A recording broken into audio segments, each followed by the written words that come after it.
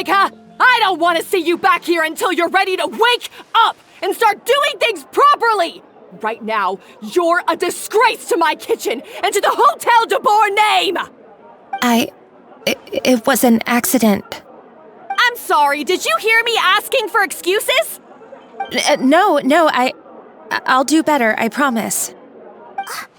Why is she so aggressive? She won't even listen to what the poor girl has to say. Oh, hey, cut her some slack. You gotta at least hear her out. Wait! Huh? Who do you think you are telling me? Wait a sec. Navia? So, you're bringing backup now. Suit yourself! You're still wasting your time!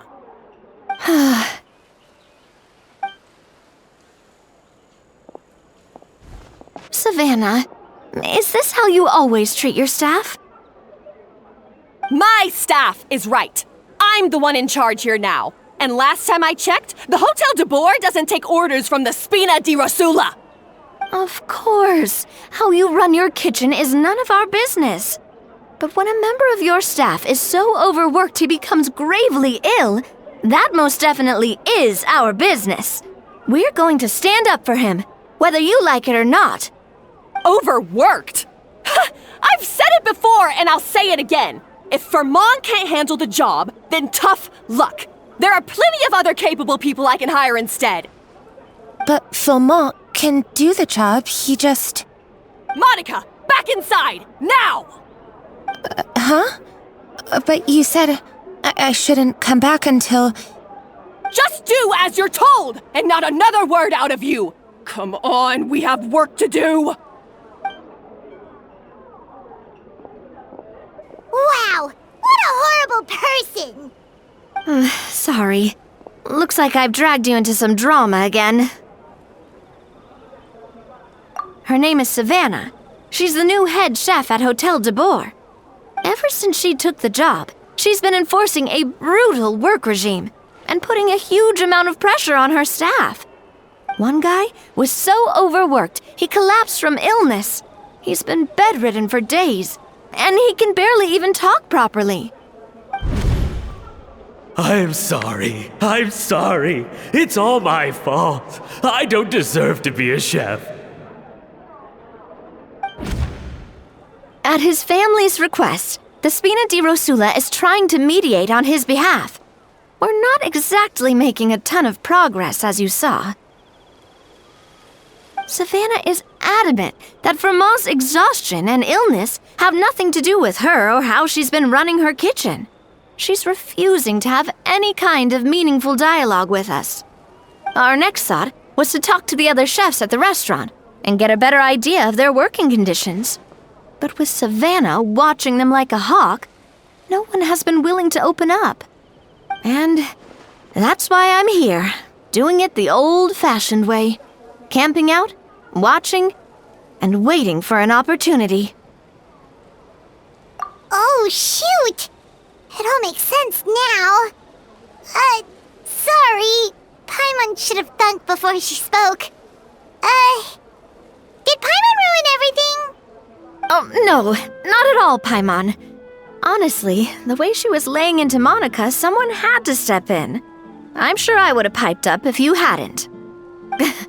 And besides, I don't really think I'm built for espionage. Yeah, meaning it's gonna be all the more difficult to get the inside scoop now. Oh, I might as well head back to the Flёv Sandr then.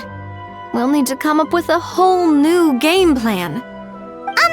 Paimon will join you, 'cause this is kinda all Paimon's fault. Guys, it's fine. You don't need to worry about it. That said, if you were planning to visit the Flёv Sandr anyway, let me take you out for a meal. I'll make sure it's a proper feast. A really famous chef just joined the Spina di Rosula's tavern. Her name is... Sorry to interrupt. I just wanted to apologize for the scene you witnessed just now. We shouldn't subject our customers to that. This is a small token from us. It's It's some candy from Monica. She asked me to make sure it was delivered into your hands. Monica's the one apologizing? Huh. Clearly Savannah is the one who owes an apology. Our head chef has been a little highly strung lately. Sorry for everything. All right.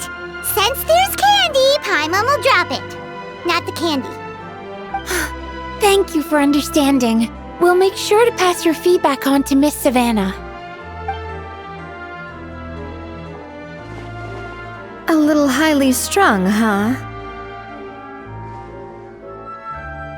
Paimon doesn't get it. How did someone like her even become head chef? Well, according to Fermat's family, she hasn't always been like this. But that's a story for another time. Let's try this candy. Oh, Paimon totally gets it. Come on, dig in! Huh? Hold on, there's something written on the wrapper. Find Escoffier.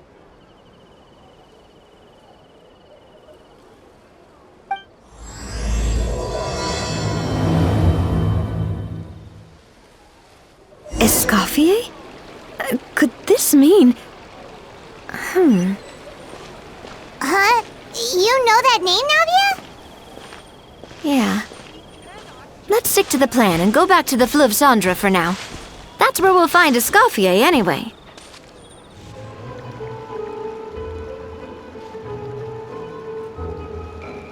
So, who is this Escoffier anyway? Well, for starters, she used to be the head chef at the Hotel de Boer, before Savannah. She recreated the legendary Gâteau de Boer and restored the restaurant back to its former glory. Safe to say, she's the most renowned head chef in the Hotel de Boer's history, after the culinary genius Modeste himself. Gâteau de Boer? That's the super exclusive cake that they only sell a few slices a day, right? Wow. Why the heck would she let Savannah take her place? Well, apparently, the Hotel de Boer was reported for a safety incident. Someone claims that the kitchen was adding an illegal substance to their menu. But none of the chefs had any idea how it could have gotten into the food. In the end, Escoffier decided that as head chef, she should take responsibility. And she was sent to the Fortress of Meripede. The Fortress of Meripede? Well, you're right. The quantity of the substance they found was fairly minimal. Even the guards believed the whole thing was probably just an accident. Escoffier didn't have to stay in the fortress for long, but still, by the time she returned, the role of head chef had already passed to Savannah. So that's what happened. Paimon still thinks it's really unfair. Even though Escoffier is no longer head chef at the hotel, she's still well respected by the staff. So, I'm guessing what Monica wants is for us to convince Escoffier to try and negotiate with Savannah on the staff's behalf. Oh, Paimon gets it! Monica wants Escoffier to come back and kick Savannah out. It's simple. If the new head chef is stressing everyone out, then the solution is just get the old one back. Well, about that... You thought cream of mushroom soup was ready to serve after 3.5 minutes on the stove! You'd have had more sense serving hot water with ice cubes. At least then you wouldn't have wasted all this perfectly good cream and mushroom! What do you say, Hilaire? I'm sorry, Cream. I'm sorry, Mushroom. As you can see, Escoffier is that kind of chef as well. You have to leave it on the heat for long enough to allow those flavors the chance to come out. Don't be fooled by the aroma when the water first starts to boil. Got it? Yes, Chef. Then go back and do it again. The customers are still waiting. Remember where you went wrong and don't repeat the same mistake twice. Yes, Chef.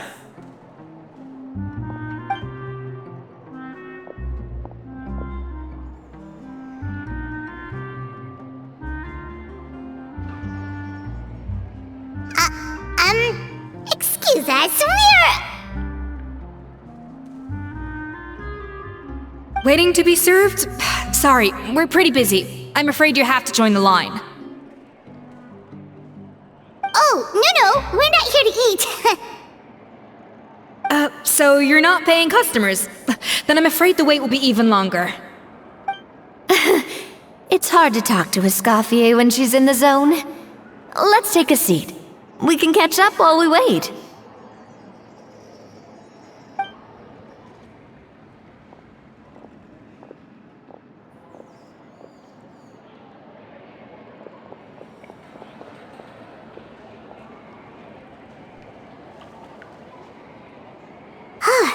Looks like the rush hour is finally over.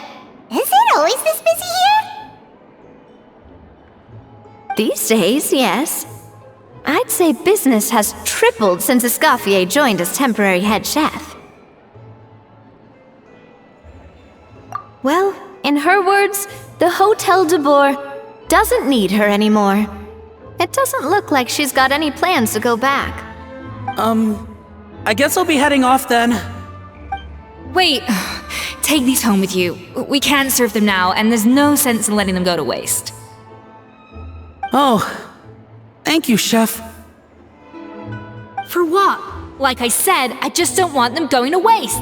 Oh, and tell Fiamma to get well soon, so you're not running yourself ragged every single shift.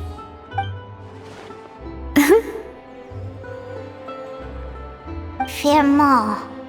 That's the second time we've heard that name. Who is that again? He's the chef that fell ill from stress. Hilaire is his son. And with Mom stuck at home taking care of Dad, he decided to pick up some work to help pay the bills. Escoffier knows their situation, so she's been making some extra food every day for him to take home. Hey, I heard that, Navia! I've told you before, no one's making extra food. Hilaire is making blunders in the kitchen, and I can't serve his failed dishes, so he might as well take them home.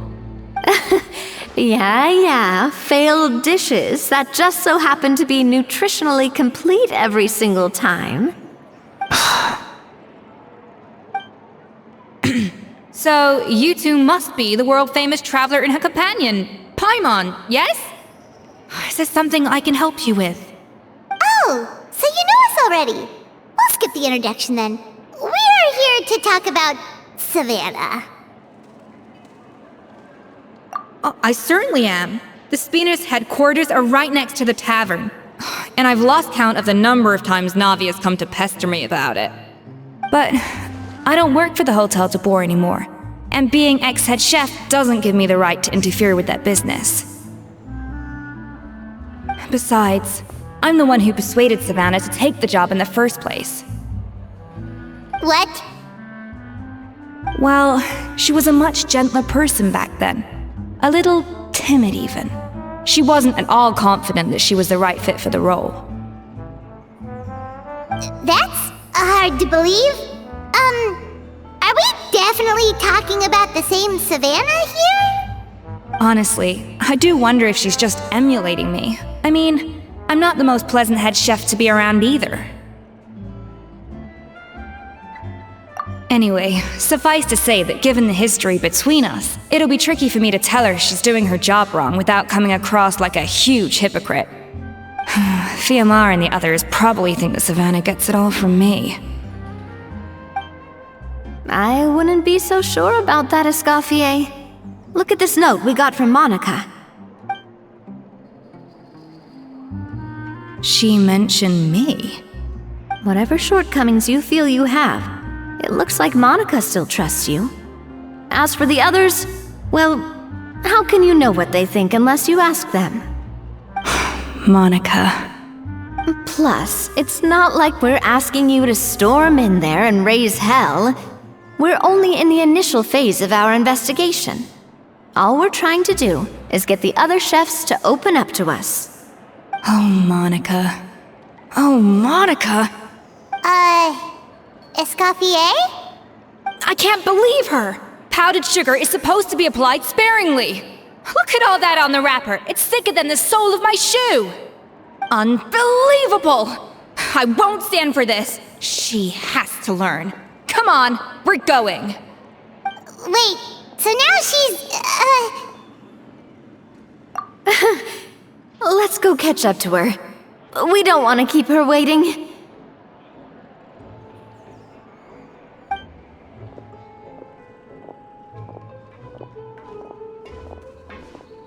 Wait, she looks like...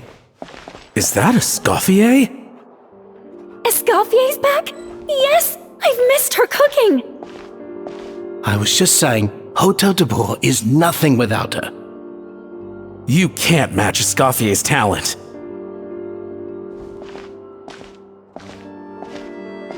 I'm sorry.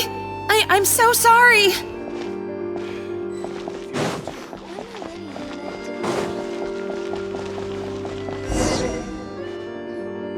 I'm sorry, I'm so sorry. I messed up your order. Oh, I wouldn't go that far. Maybe the taste is a little off, but if you hadn't brought it up, I don't think I would have noticed.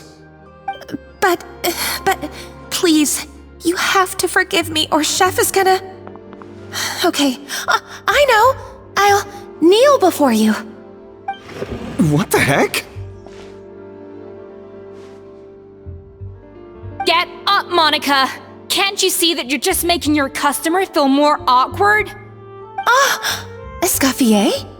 If you want forgiveness, then do what any self-respecting chef would do. Make the dish again. And this time, get it right. You cannot go begging your customers to feel sorry for you. Savannah said that I'm not allowed back in the kitchen until I've corrected my mistake. But if I can't go back into the kitchen, I can't do the dish over. that's some backwards logic. How can you fix your mistake without being allowed to cook?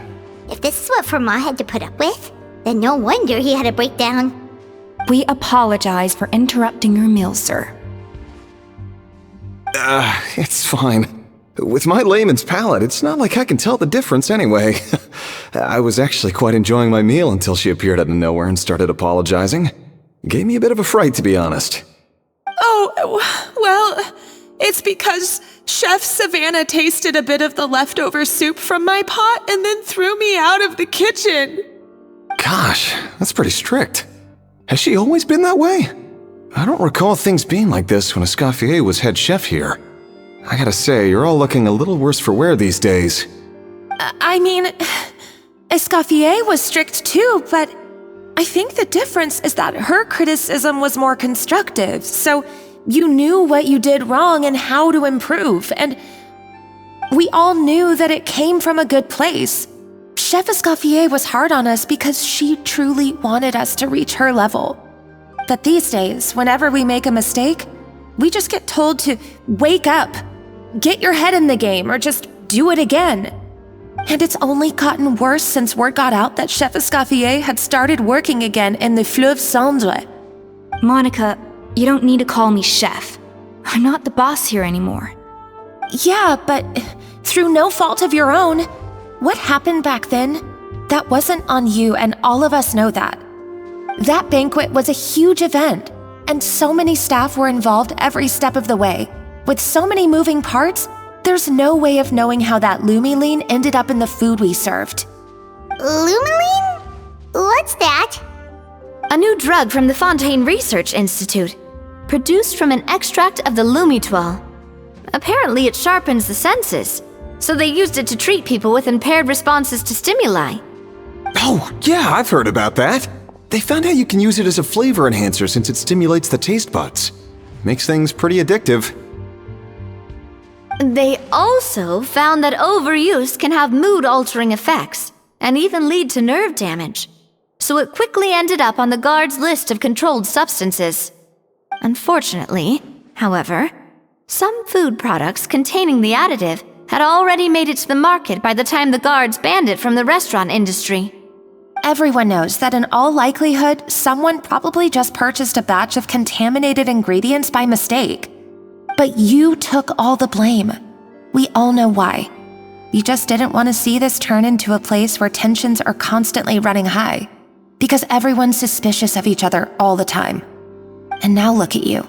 a fry chef in the Fleuve Sandre. What are you trying to say?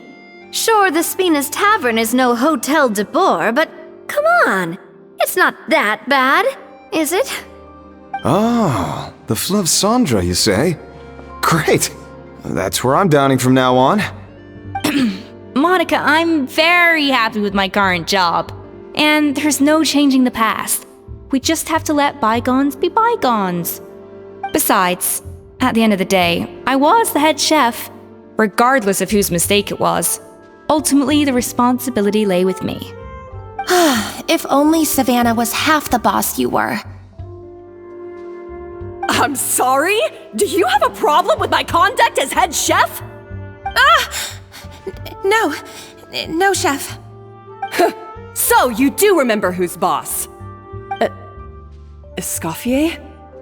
I thought you'd left this place for good. What are you doing back here? What happened to you, Savannah?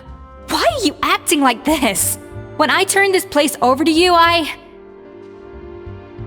You made me the head chef and gave up your right to tell me how to do my job. You're not the boss here anymore, so stop acting like you own the place. Whoa. Sounds like someone has a chip on her shoulder. Oh, Savannah! My God, have you grown a temper since I last saw you?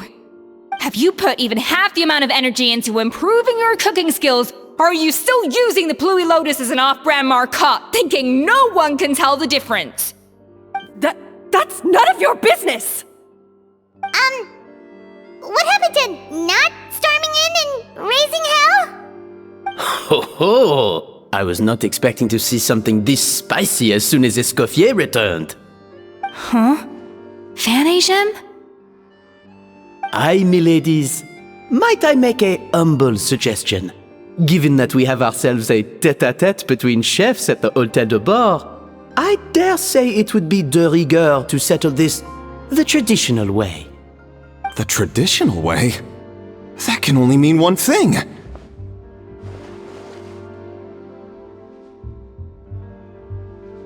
That's right! I'm talking, of course, about the tradition established by Modeste himself. The cooking contest! According to legend, the founders of Hotel de Boer, Modeste and Savelli, used this method to resolve all of their disputes. Everything from petty arguments over next week's menu to disagreements over the strategic direction of the restaurant. The cooking contest would decide who had the final say. It sounds like they had a lot of free time on their hands. Well, it might sound that way to us. But in fact, the cooking contest played an enormous role in motivating chefs to hone their skills, reaching new heights of excellence in the culinary arts. And indeed, the reintroduction of this institution in recent years has surely been instrumental in transforming the Hôtel de Boer into the top-ranking restaurant in Fontaine. Reintroduction? Someone brought it back? Who? What say you, Escoffier? Surely you of all people won't back down from this challenge. It was you who put the rule in place, after all. Sure, I reinstated it, but I'm not a chef at Hotel de Boer anymore. Isn't this bending the rules a little? I see no issue as long as both sides agree to the terms. We could simply treat it as an exhibition of sorts. Savannah, any objections? Exhibition. No. If we're going to battle it out, let's put it all on the line. If I lose, it's up to you what happens to me. I don't want anything to happen to you. But if you lose, you hand over the Codex de Boer to me. What? The Codex de Boer?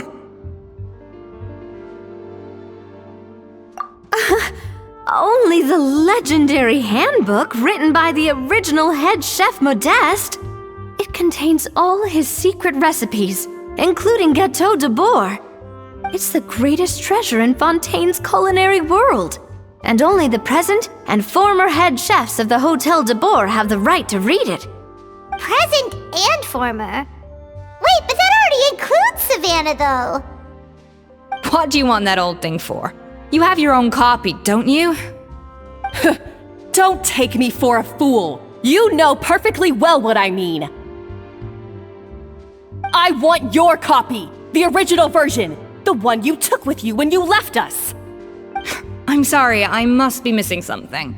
You know, there's no difference between the original and the copy, right? They contain the exact same recipes. Stop trying to change the topic. What's wrong, Escoffier? Scared you're gonna lose to me? Or are you scared of me getting my hands on the original codex? Savannah, you may remember that we gave her the original as a parting gift to thank Escoffier for her years of service. Asking for it back feels a little, Oh, I'm sure it won't be an issue, as long as both sides agree to the terms. Those were your words, weren't they? And as for the contest itself, let's make it a bake-off. Gâteau de bourg, per the recipe in the codex. Well, Escoffier, you against me. Are you in or out? You sound surprisingly confident. Alright then, let's see how much you've actually grown. I hope you surprise me, Savannah. I'd hate to find out that all you've learned after this long is how to chew people's heads off. Believe me, I'll show you. Escoffier, are you sure this is a good idea? You accepted her terms a little hastily. Oh, it'll be fine. Let's head back to the Flev Sandr so I can get prepping. I do apologize. This whole ordeal reflects rather poorly on us. I'm afraid it's not quite that simple.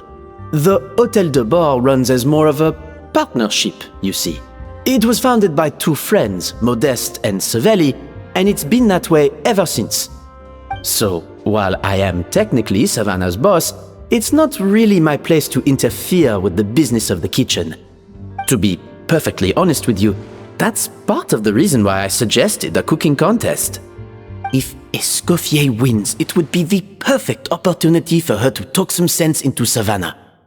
Or, of course, if she wanted to return, then... but anyway, I'm getting ahead of myself.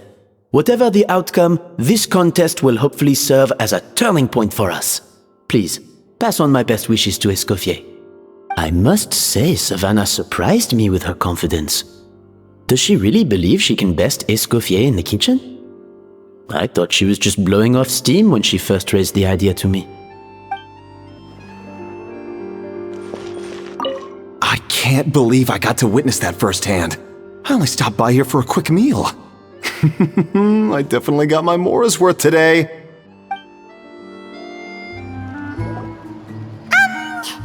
So, this whole bake-off thing kind of came out of nowhere. Was it really sensible to just go along with it? Well, I got a sense that she's holding something back. But we chefs always express ourselves in our cooking. So if she won't talk, this might be the best way to find out what's really going on with her. Huh? Holding back? Sure didn't sound that way to Paimon. Escoffier only picked up on it because she's the same way.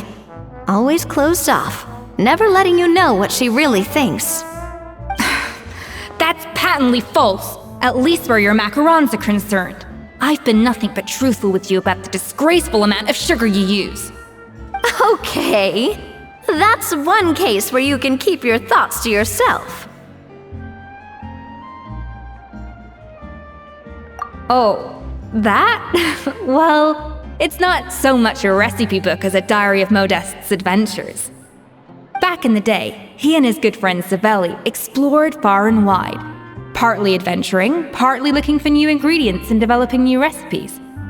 Their creations had an enormous influence on the course of Fontaine cuisine, turning it into a much more vibrant and diverse scene.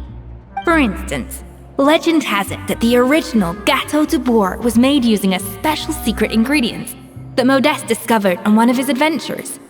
So rare was the ingredient that they could never make more than 16 slices of the cake per day.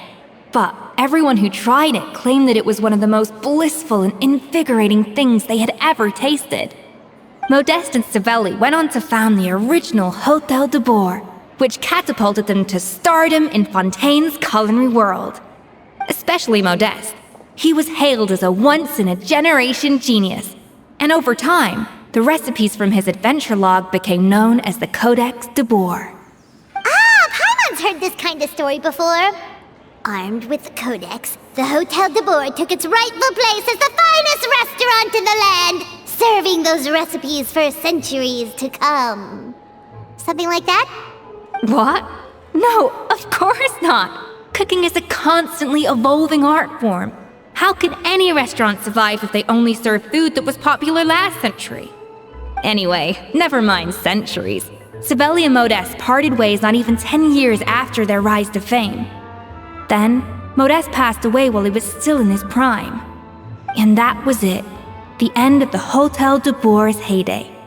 It fell into decline, and for most of its history, it was just a nondescript place with a couple of cheap tables.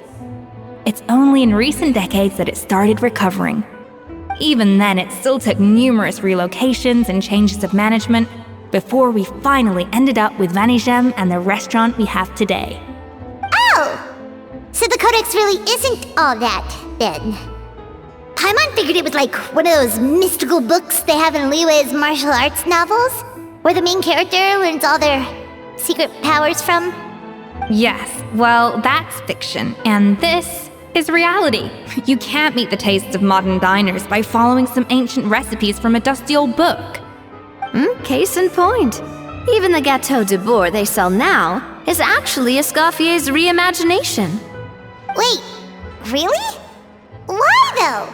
Didn't that recipe make it into the Codex? It did, but like I said, it's the dusty old book now, and the records aren't as legible as they once were. Not to mention that there's no way of finding the secret ingredient Modeste wrote about. So, reimagination is right. I consulted some historical records and took what I could from the Codex. But ultimately, the Gâteau de Boer of today is my own recipe. As for why we gave it the same name and kept the tradition of only selling 16 slices a day, well, you've got Vanigem's business sense to thank for that. Oh! Huh. Well, that kind of takes all the mystique out of it. Hey now, it might not be the original Gâteau de Boer, but it's still the most delicious cake in Fontaine today. And who knows, maybe Escoffier's version is more suited to your palate. Just think, if the original truly was the perfect cake you're imagining it to be, there's no way the recipe would have been lost to history, right? Not to mention that the Hotel de Boer never would have fallen into a slump. Anyway, before I left my role as head chef, I made a copy of all the recipes from the Codex, including my own improved versions, and turned them over to Savannah. So why is she so interested in the original copy? Could it be a symbolic thing? Like, whoever holds the original Codex de Boer is the true head chef? Well, it was clearly precious enough to give to Escoffier as a parting gift. Meanwhile, Savannah only got a copy.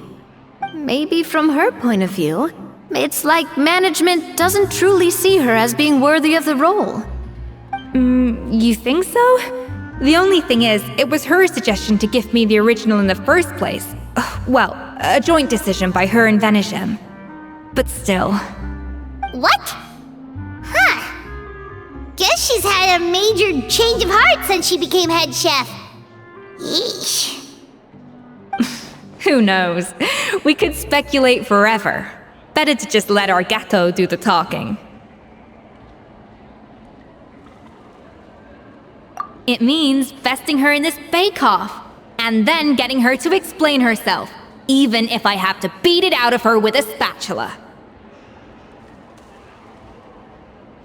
However much she's changed since we worked together, I believe that she still has her chef's pride. And if she respects the art, she'll respect the outcome of our contest. Well, I'm confident that you and your spatula can get justice for Froment. All you need to do now is win the contest. But that should be a breeze for you. Let's not get too ahead of ourselves. Gâteau de bourg is very complicated to make. Usually, it takes 3 chefs working in tandem to cover everything. Now, if I had to push it, I could probably do the work of 3 chefs myself.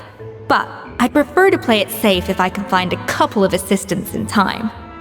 Well, that's easy. The 3 of us are veterans in the kitchen. You just need to pick 2 of us. Well, I have heard the Traveler is an accomplished cook, as well as a warrior. But be warned, I will hold you to exceptionally high standards. Think you're up to the task?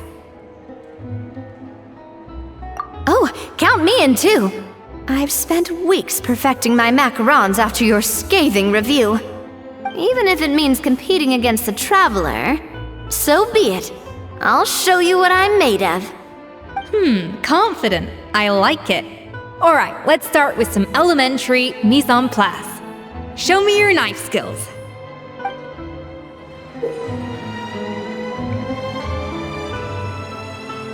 I've always called it chopping stuff up, not mise en place. But it's basically the same thing, right? Oh, Navia. The difference in your case is that mise en place is chopping stuff up without sending juices flying all over the kitchen. Looks like you found that easier than I expected. Yeah, thankfully it was pretty straightforward in the end. You made it sound like we'd be carving statues out of fruits or something. Well, brace yourself, because the next step is anything but straightforward. I'll be using this cold press to extract flavor compounds from the ingredients.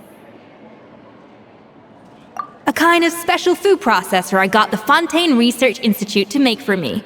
It uses cold temperature extraction to isolate the essence of cooking ingredients, which can then be used to flavor dishes more precisely. But this isn't exactly standard kitchen equipment, so that probably didn't make a whole lot of sense. Let me give you a demonstration instead.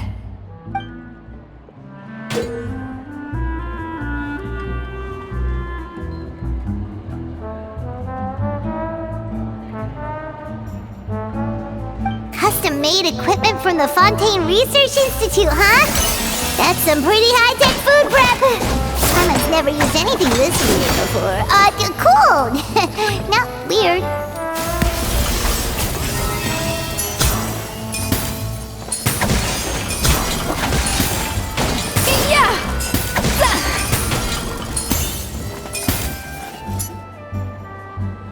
And done. These are the flavor compounds extracted from our ingredients. I processed all the fruit you chopped up earlier. Wow! Even the smell is so much more concentrated. What next? Do we add all this stuff in? Absolutely not! Throwing everything in at once will ruin the balance of flavors. We have to go slowly and carefully to calibrate the exact flavor we want. I'll demonstrate again. Now, watch closely.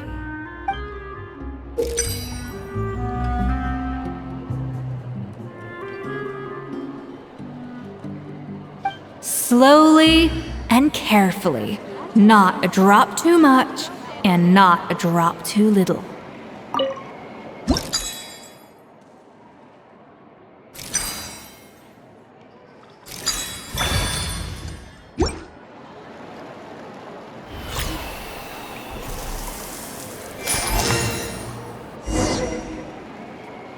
And voila! Now it's your turn.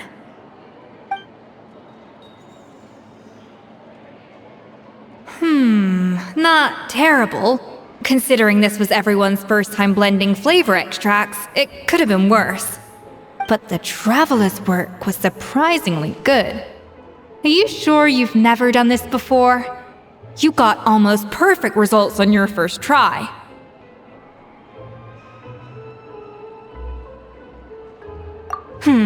That goes without saying.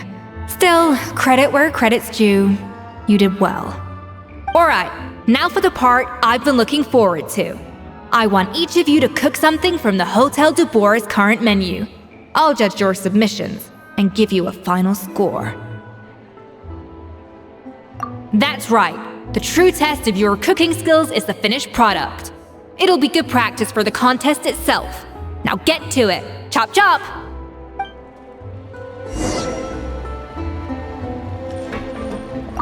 How's it going?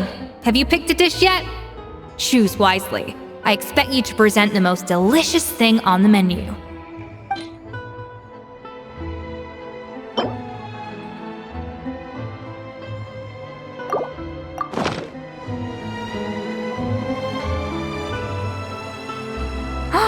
Look at that! With the grace of a snow-winged goose, as I like to say.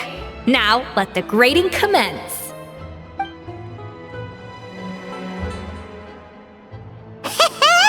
Pretty good, right? Not to brag or anything, but Paimon's a bit of a connoisseur when it comes to la food. 6 points. What?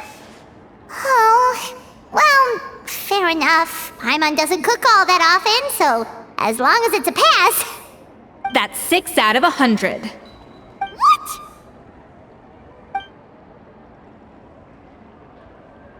You say you're a connoisseur, but it's quite clear from this dish that you have far more experience consuming food than creating it.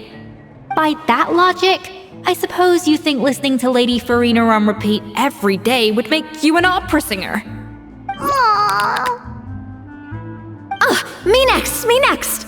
I'll have you know that this batch of macarons has 2 whole tablespoons less sugar than my previous ones. So you went from 12 tablespoons to 10? Well, it's nice to know you actually measured it out, because it tastes like you just threw in whatever was left in the jar. 6 points. Aww. Now to the final dish. So, what do you think? This is our last hope. 8 points. Darn, that's barely higher than what we got. Not exactly. The color is spot on. Beautiful aroma. Excellent presentation. I have to give this one 8 points out of 10. Maybe even 9 points. Huh? How did you pull that off? Don't get me wrong. There's room for improvement. But still, this is clearly the work of an accomplished chef. I can tell that you've put many hours of work into honing your skills in the kitchen. I can really taste the grace of the snow-winged goose in this dish. The traveler's journey, with all its trials, tribulations, and setbacks. Not to mention the frustrations of having a picky eater for a partner. Hey, you made that last part up! No way did you taste that! Well, it looks like I lost fair and square. I guess you'll be taking the traveler as one of your assistants then? But if it takes 3 chefs, that still leaves 1 slot remaining. Maybe Paimon and Navia should keep practicing and see how it goes? Chef Escoffier! Oh, it's Hilaire! What brings you here? I heard the news about the cooking contest. You're doing Gâteau de Bourg, right? I was just wondering if you needed any help? And you think you're up to the task, do you? Oh, no, I know I'm not there yet. It's actually my dad who wanted to help. Firma, last I heard, you could barely get out of bed. Chef Escoffier, Navia, Traveler, thank you all so much for everything you're doing for me and my family. I've had enough of sitting around at home while you run yourselves ragged. If you let me, I'd like to help you win this cooking contest. Yeah, I was gonna say the same thing. Don't you worry. I'll be fine. I'm feeling much better now. I'm sorry. I know I've been rather useless these past few days, but not anymore. The fact is, I'm a fine chef, despite recent events. I've proven myself in the Hôtel de Bourg kitchen, so if anyone's qualified to work under Chef Escoffier, it's me. I think I mean, I hope so. Firma, have you even set foot in a kitchen since leaving Hotel de Boer? I have not. But I'm fully rested now. I know I can handle it. I'll prove it. Let me whip something up for you right now.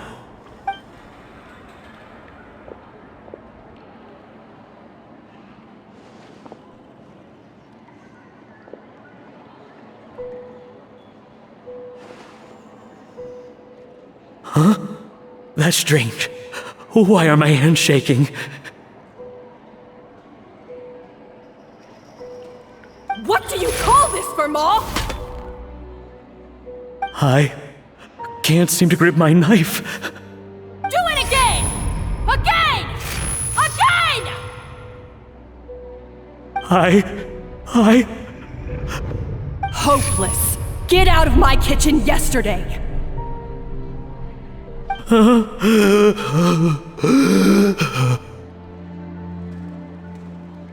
Dad! What's wrong? I don't understand. I was feeling so much better, and then Will I never be able to work in a kitchen again? Dad, talk to me. What happened? I think the real issue here is not physical exhaustion, but psychological trauma. Monica, when did you get here? Probably because you were all concentrating so hard on your cooking. I didn't want to interrupt your flow. But anyway, Firma, I'm so sorry. If only I'd known how serious your situation was, I would have stood up for you sooner. You have nothing to apologize for, Monica. During those long nights of redoing every order, you were the only person who looked out for me. Oh, come on. All I did was make you some tea. I doubt it was much help. Savannah was so ruthless toward you. I probably should have brought you something stronger. She sounds like the worst. All right, another Savannah horror story. Let's hear it. She's been getting harsher and harsher on us ever since she heard about Escaffier's new role in the Fleuve Sandre. Seems like no matter what we make, she'll find something wrong with it. What is this? It looks like a dog's been at it. In the trash now! Then she orders us to redo the dish again and again, but we never know what's going to make her happy. Do it again, do it again, do it again! Every time you remake it, you just get another earful from her. Either straighten yourself out or get out of my kitchen! So now, it seems like just picking up a kitchen utensil gives me flashbacks of her yelling at me. Oh man, that must be awful. The more I want to get it perfect, the more my hands shake, and the more scared I am of making another mistake. How can you give up so easily, Firma? You weren't a quitter when you were working for me. And even under Savannah, you talk about working late into the night trying to perfect your dishes. That says to me that you still hadn't lost that determination to prove yourself. What changed? I don't know what's come over me. When I think back, I just remember feeling like my heart and my hands were growing heavier and heavier as the shift went on. Each time I had to redo a dish, my heart sank a little further.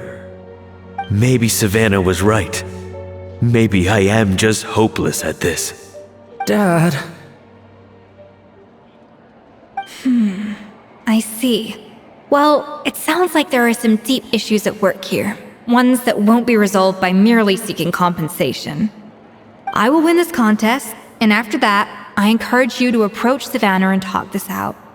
But what if you can't find another assistant in time? Clearly, I'm in no state to help out.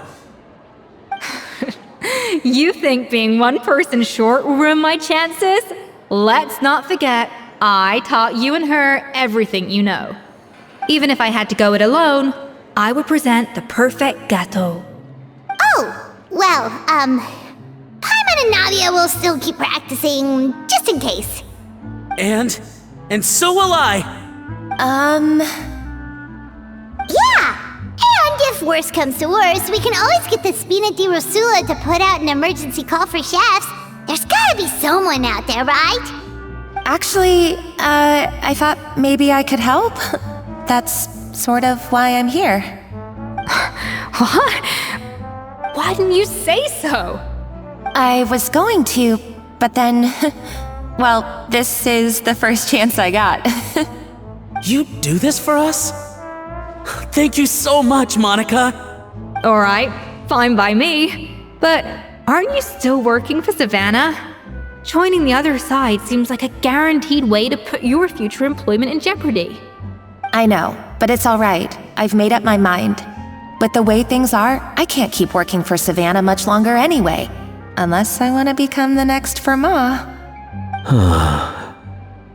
I'm done with sucking it up. It's time to try and turn things around. If this cooking contest can get Savannah to see the error of her ways, then I'm sure she'll forgive me for this. Well, Hyman didn't think we'd be poaching from Savannah's staff to get our third person, but there you go. Anyway, Monica's a professional chef, so nothing could possibly go wrong now.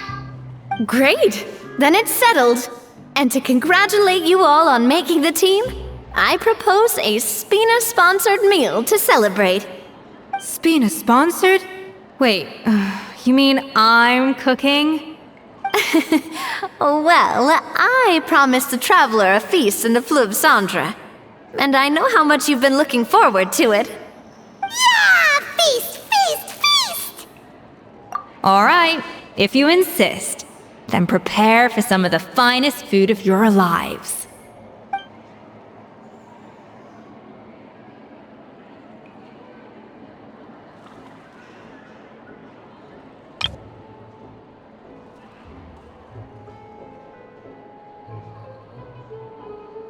That's not a bad idea, actually. Wait, hold on. You need to finesse that further.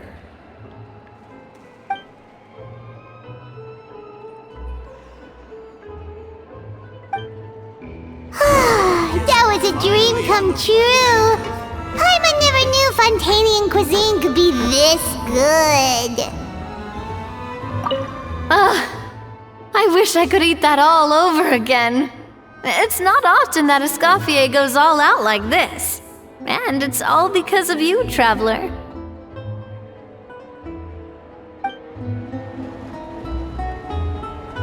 So, this is what Chef Escoffier is truly capable of.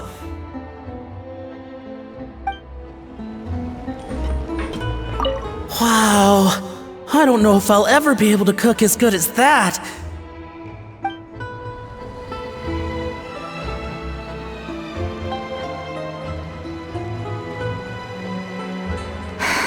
Why, Savannah? Why? Oh, nothing. I was just flicking through the original Codex de Boer. I wanted to see if there was anything I'm missing. Something I hadn't noticed before. That might explain why Savannah's so desperate to get her hands on it. But I can't find anything. It's just some hastily scribbled recipes in between diary entries from Modeste's adventuring phase.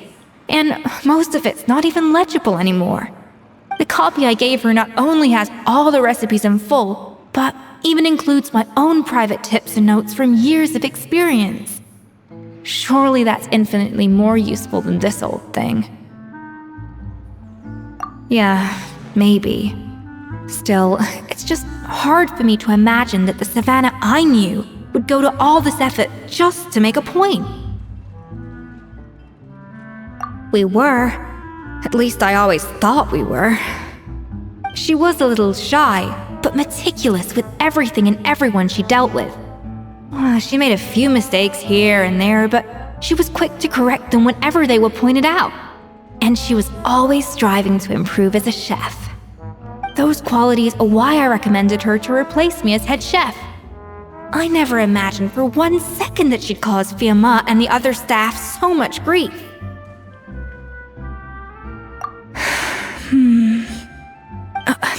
Well, I mean to an extent, of course. I pushed hard for her to get the role. And the idea that she turned out like this because of me is difficult to come to terms with. I wonder if this is how Modeste felt back when he was writing the Codex. Yes, with his good friend and co-founder of the Hotel de Boer, Savelli. The story goes that after Modeste unveiled his Gâteau de Boer and was hailed as a culinary genius, he was admired and adored by all.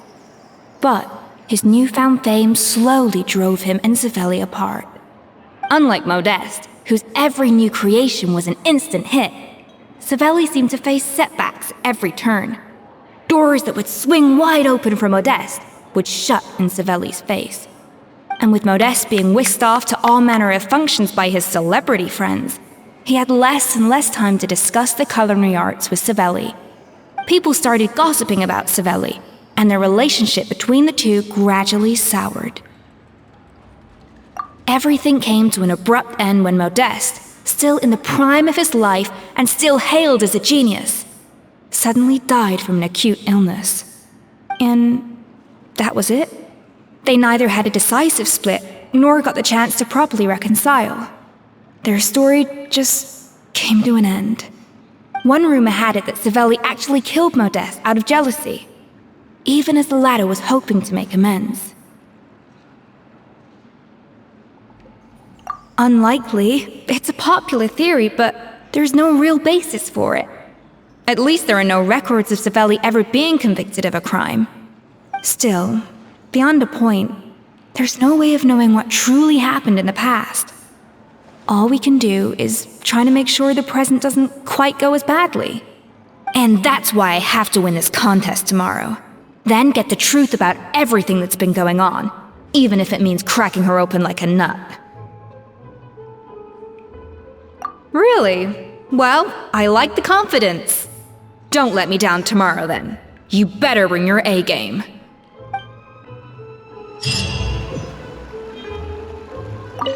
Let's hope that Savannah isn't all sizzle and no steak. After all the work we've put in, it would kinda be a shame if tomorrow was a complete cakewalk. It's cooking contest day! To the Hotel de Boer! Toot sweet! Did you hear the news? Escoffier's coming back for a cooking contest. Wait, seriously? Escoffier in a cooking contest? Now that I've got to see! I don't get it. Why would anyone in their right mind challenge her to a cooking contest?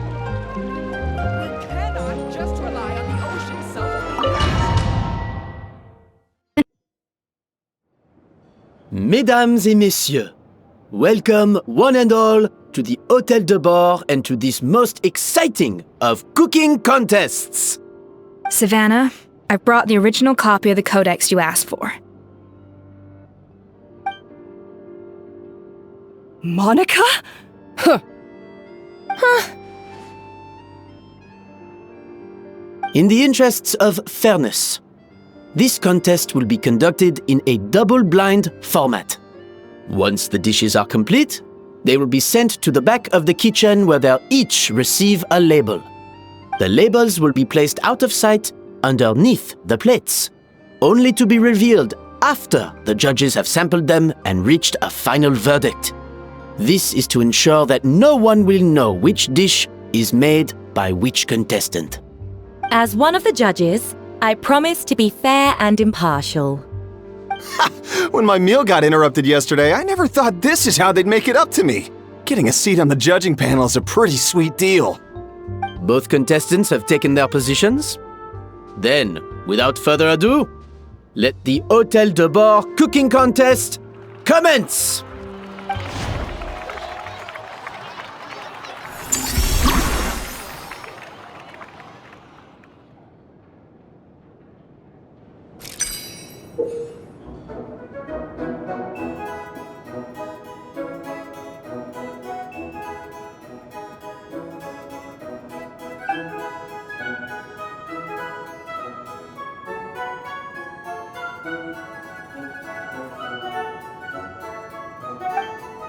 Monica, Traveler, it's go time.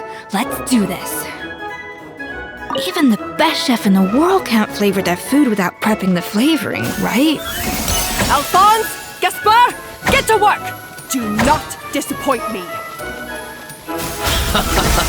Looks like our two head chefs are raring to go. Like an oven on full blast, this competition... That should be enough flavoring. Now hurry up and balance the flavors.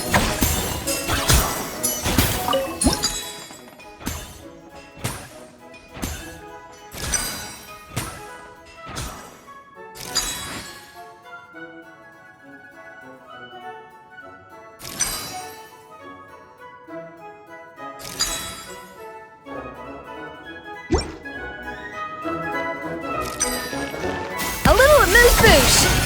Sha!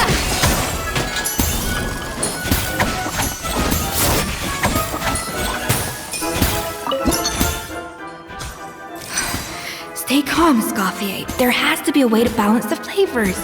Just think.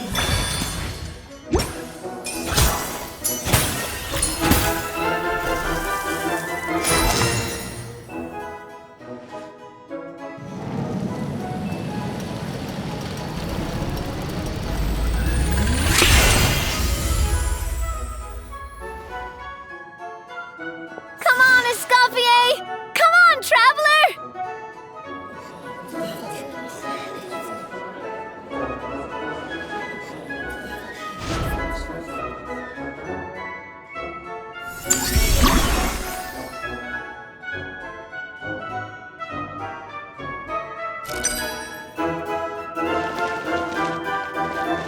Bon appetit!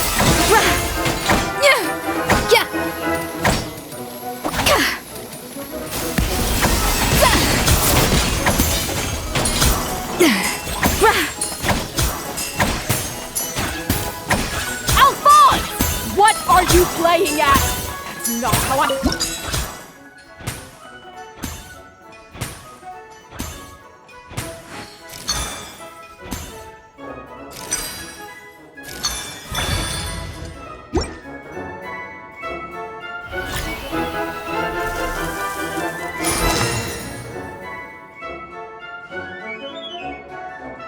So, what do you think?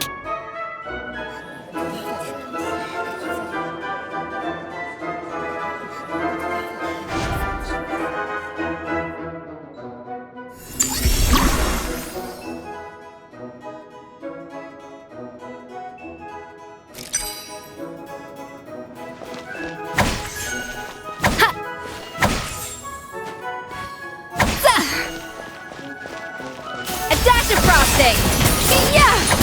Escoffier is already on the final step of the recipe. Let's check on Savannah's progress.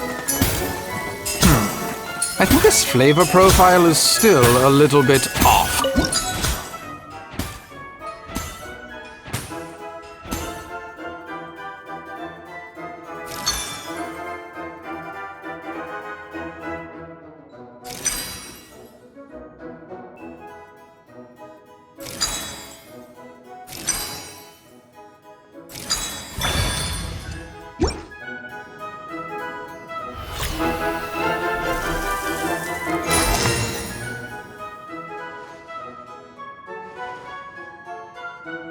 You can't match Escoffier's talent.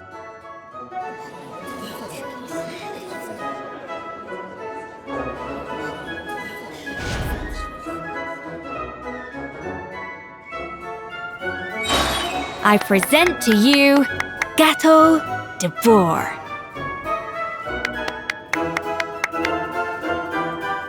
A burst of flavor!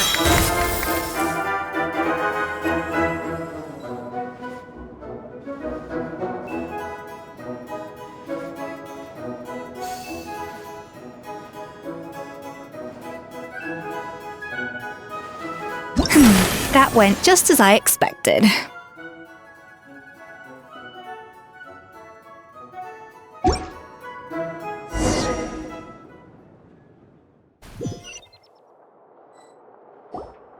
Time's up!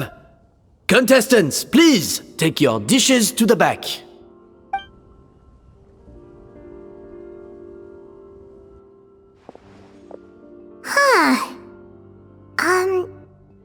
That guy was right. You really can't tell whose is whose just by looking at them. We both made the same dish after all. For all her flaws, Savannah's a talented chef who earned my recommendation for good reason. She wouldn't screw up something as elementary as the cake's appearance. Whoa! This is really rather good. Wonderfully soft and fluffy. Beautifully sweet. This is a masterclass in how to make gâteau de bois. I would give this one at least 9.9 out of 10! Only because there's something about the flavor of the base. It's just a little different from the recipe I'm used to. Huh? Really? I couldn't tell.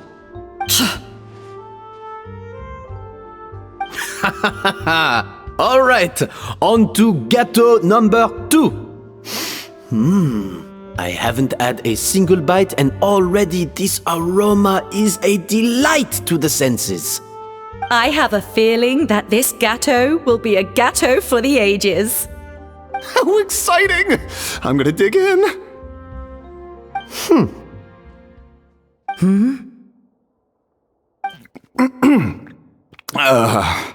I think maybe someone got a little carried away when they were adding the sugar. Not just the sugar, it's the flavors too. This is all over the place. Who made this? It appears the decision is unanimous. This gâteau is far below the standard we would expect. And Paimon thought this might actually be close. Turns out she can't bake to save her life.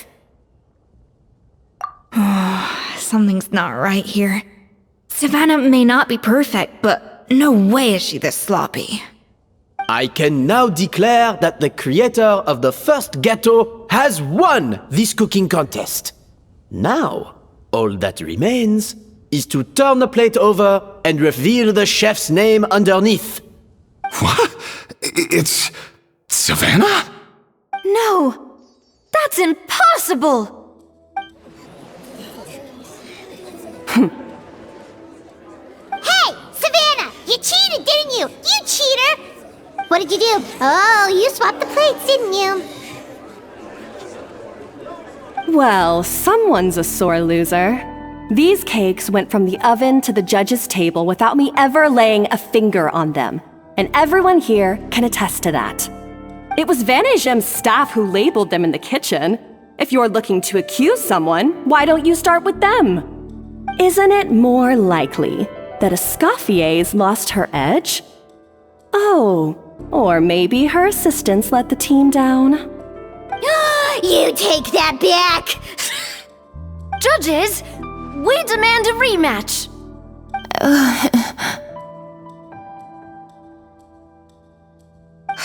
That's enough! What's done is done. As head chef, or rather as team lead, I take responsibility for the dish I served. Whatever went wrong and however it happened, I should have spotted it. Savannah, I didn't think you'd stoop this low just to beat me in a bake-off. What happened to your chef's pride? I don't know what you're talking about.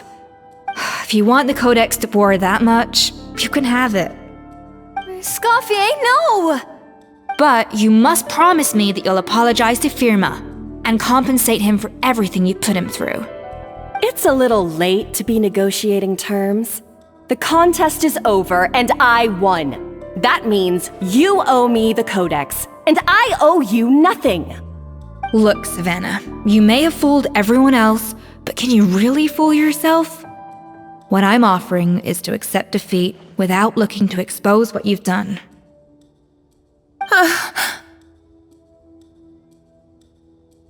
But only on the condition that you promise to stop putting so much pressure on your staff. Fine. I'll treat this as your final handover of duties from one head chef to the next. So, will that be all, ex-head chef? Or is there any other unfinished business you'd like to leave in my hands? I didn't mean that to be a scolding from your former boss, just a word of advice from a fellow chef and a friend. But I don't know if you're even open to input from other people anymore. I know what I'm doing. I don't need your advice. Alright, fine. I'm glad to hear it.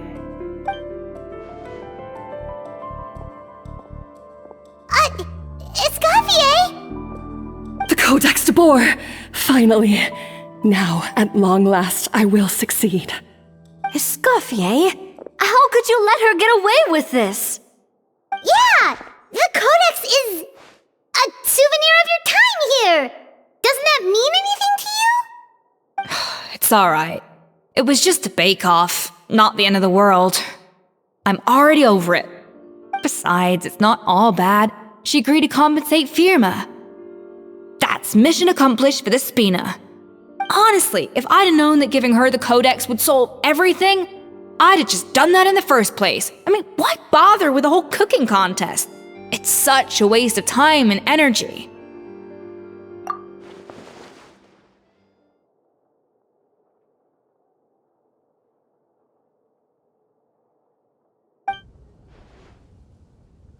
No. No! This doesn't make any sense! Huh? That's it? No secrets, no nothing? I don't believe it! This can't be happening. Oh, Chef Savannah! Savannah?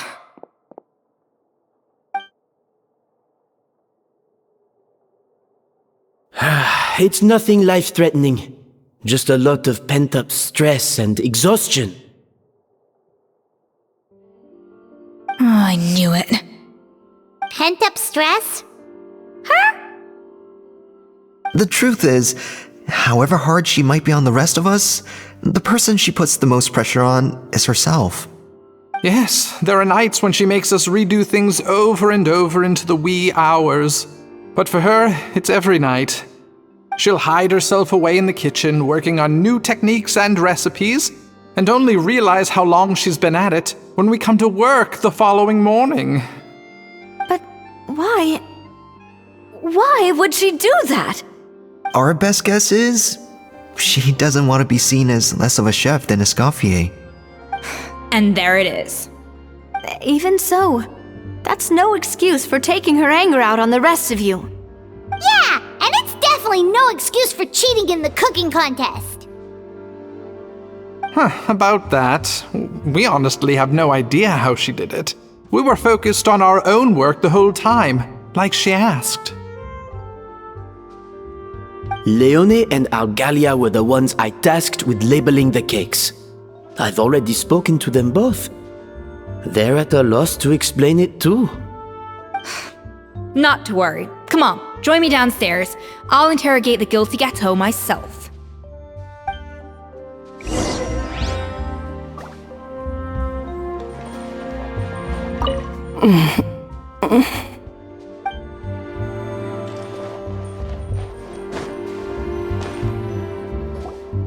Well, how is it? Have you figured out what it was? Oh, this is aggravated assault on my palate. I'd rather eat wet cement than this. Is it really that bad? I made sure to taste test it before it was served. Oh, relax. This isn't your cake. Savannah never switched the plates. The offending flavors are coming from in between the icing and the cake base, which means someone tampered with it while it was being made. Or in other words, we have a traitor in our midst.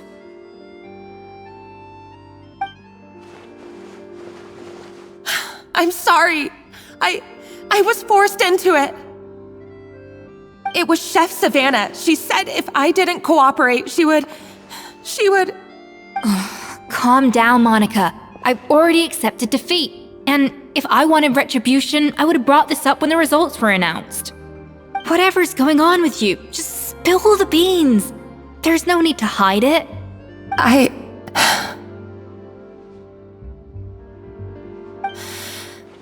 I was the one who caused the food safety incident that one time. Food safety? Wait, you mean the Lumaline incident? So you procured the contaminated ingredients? I think so. Savannah and I were on procurement that day. I didn't check everything as well as I should have, and so I let contaminated ingredients make it into the kitchen. But I swear I didn't do it on purpose. I had no idea there was an issue with them, and I didn't know it would end up with Escoffier going to jail. But the last thing I expected was for Savannah to use it as leverage to blackmail me with... This is crazy! So Savannah pressured you into sabotaging Escoffier's cake by threatening to expose your secret if you didn't? I know, it's terrible. I'm so sorry. I was so scared. The thought of Chef Escoffier finding out that I put her in jail, it made me freeze up with fear. I thought Escoffier would hate my guts if she ever found out, and yet somehow that's ended up in me doing something even worse.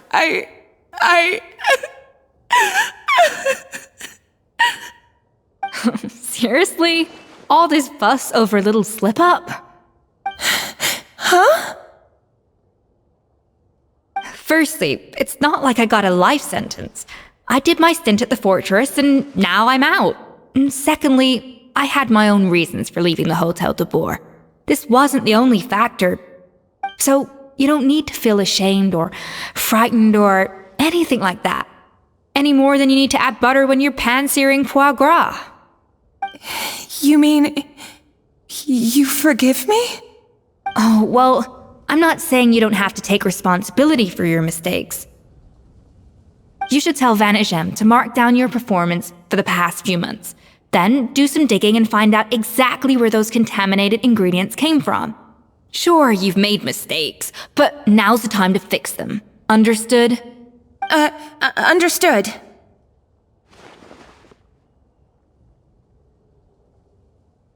Good. Now, back to Savannah. What about the original codex would compel her to resort to blackmail? I have my suspicions. Not that I've got any proof to back them up, though. Ugh. What happened to me? I've overheard some customers murmuring about how the Hotel de Boer hasn't been the same since Escoffier left. They think our menu doesn't taste like it used to, especially our signature items. Now that you mention it, I noticed it during the contest too.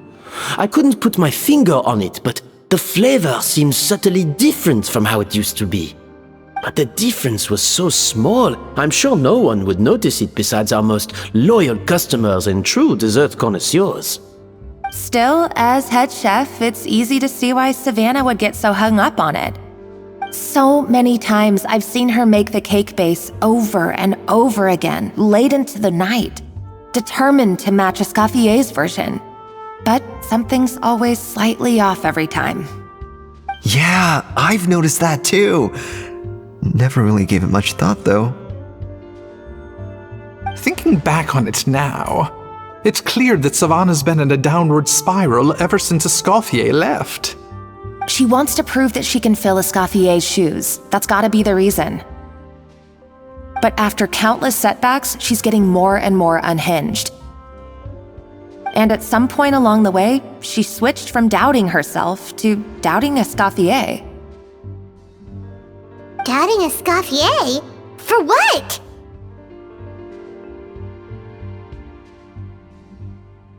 Yeah, it would explain why she was bent on getting the original at any cost. She must have thought Escoffier purposely omitted key details from her recipes when she copied them out. Also, she could retain her place as the #1 chef in Fontaine, the only one privy to all the secrets of the trade. Oh, for goodness sake, what a stupid idea. Of course. Then she finally got the codex only to discover that the secret recipes she's been pining for don't exist at all. Seeing how utterly wrong she was must have been a real shock to the system. It probably brought up everything at once. It overwhelmed her, and she passed out. There's still one thing that doesn't make sense, though. If Savannah had the real recipe all along, how come it tasted different? She might not be on the same level as Escoffier, but surely after like 50 attempts, she'd get it right one of those times. You'd think so, but geniuses like Escoffier are in a league of their own.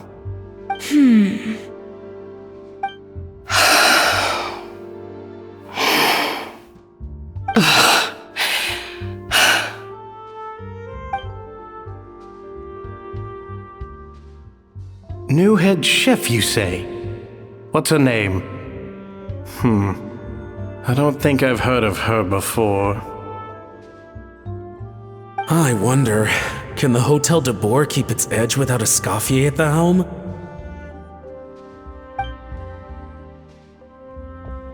This tastes different from last time. Is it undercooked or something?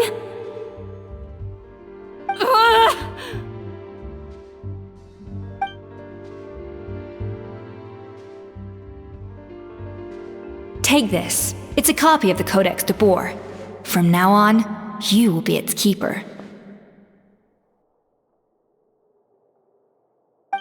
Don't listen to the doubters. If I say you can do it, then you can do it. Even if you don't believe in yourself, at least believe in me. Hey, did you hear me? Once I'm gone, the restaurant is all yours.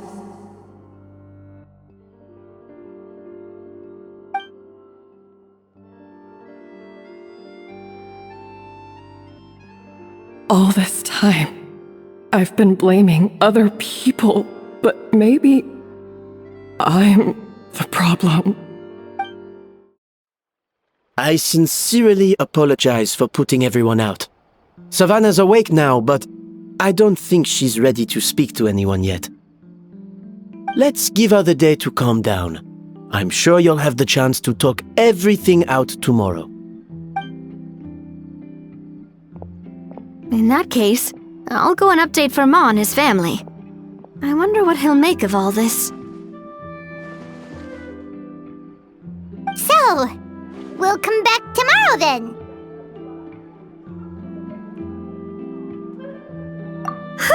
That was a long day. I think I've earned myself a sweet treat when I get back home. Oh, nice! Macarons? Or are you gonna switch it up this time?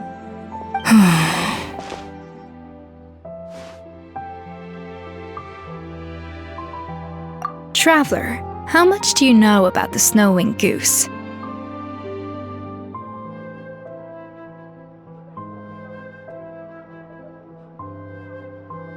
Every year they migrate long distances in search of a suitable home. There's always one goose at the front whose job is to lead the flock. Fontaine poets often use the image of that goose to explore the ideas about leadership and genius. They usually imagine someone who's a cut above the rest, a model of perfection. But what those poets don't know is that during a migration, the lead goose is always changing. Once the lead goose shows signs of fatigue, it retreats to the back of the flock and allows another goose to take its place. So the truth is that leadership, with all the responsibilities and pressures that come with it, it's something that everyone takes turns at. But we humans completely miss that fact when we project our own ideas about social hierarchies onto them. I guess what I'm saying is, I don't buy into this notion that there's some sort of gulf between normal and genius. Cooking is a science, not magic. Given the same ingredients, same recipe, and same environment, I see no reason why two different people shouldn't be able to create the exact same dish. Of course, some people have a more sensitive palate than others, and some people are just born bolder or more conscientious. But these are all variables that can be accounted for with time and practice. I'd have no reason to expect so much from others if I believed that perfection can only come from the hands of a genius. The only reason I hold people to high standards is because, well, I believe they're capable of greatness.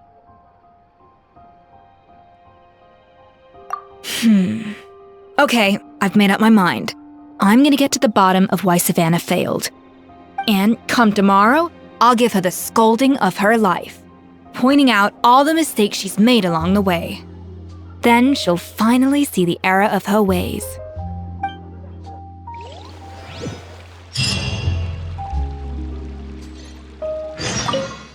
Thank you for your words of encouragement. I'm gonna head to the Hotel de Boer and spend the night investigating. I guess I'll see you tomorrow. Genius? Calling someone a genius is just another way of saying I'm too lazy to figure out how I need to improve. It's a defeatist attitude and I won't stand for it.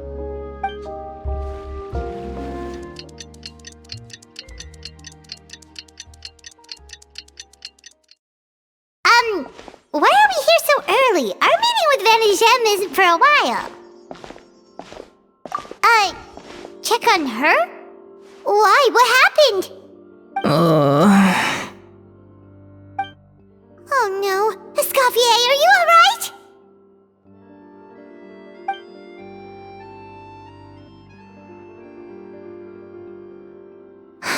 I'm fine. Just need to get some more coffee in me.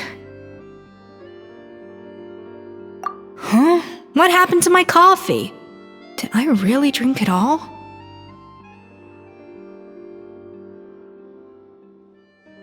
Alright. Thanks. I appreciate it. Well, there's cooking facilities here. Or we could just grab a cup of coffee from Café Lutèce, but either way, hurry! Hello! What can I get for you?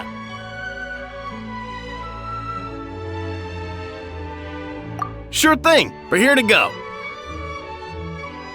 Huh? Oh, I see. First cup of the season. Yeah, I get it. Young people these days do love their little surprises.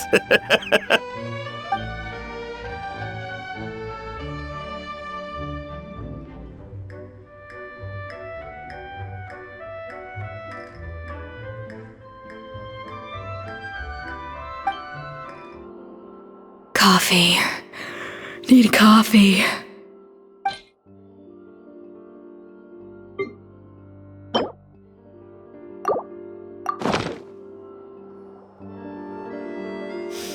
I smell coffee. I feel much better now. Thank you so much, Traveler in Paimon. Glad to hear it, but make sure to catch up in your sleep when you get the chance. I think I figured out where the problem lies. Honestly, it's ridiculous. I don't know whether to laugh or cry. Wait, what investigation? What are you guys talking about? I'll save it for when everyone else gets here. It's so stupidly small, I can't believe it's caused so much drama. Yes, except my failures were stepping stones to success. Escoffier! Have you seen Savannah? No, not since yesterday. Why? What's wrong? After seeing her home yesterday, we were all a little concerned about how she was doing.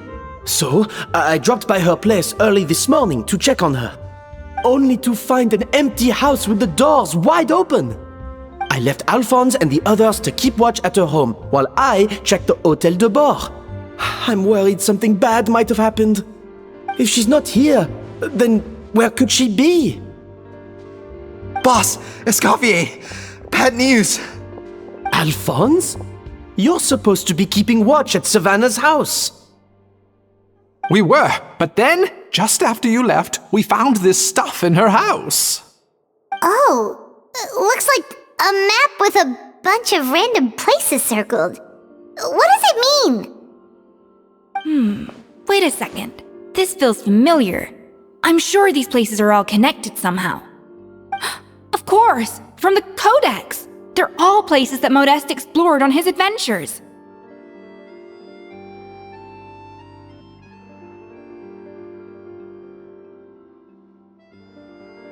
Yeah, but I don't understand. The adventure logs in the Codex are too fragmented to be of any use. How come this map shows all the missing details? The Codex de Boer? Then, this place marked in red out at sea. Could that be the fabled birthplace of Gâteau de Boer? Seriously? So So now she's set her sights on finding the original recipe and beating Escoffier that way?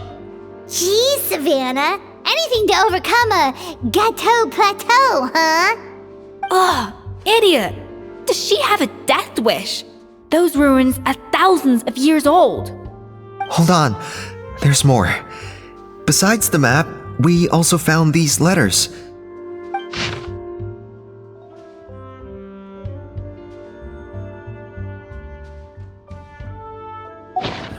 It was you.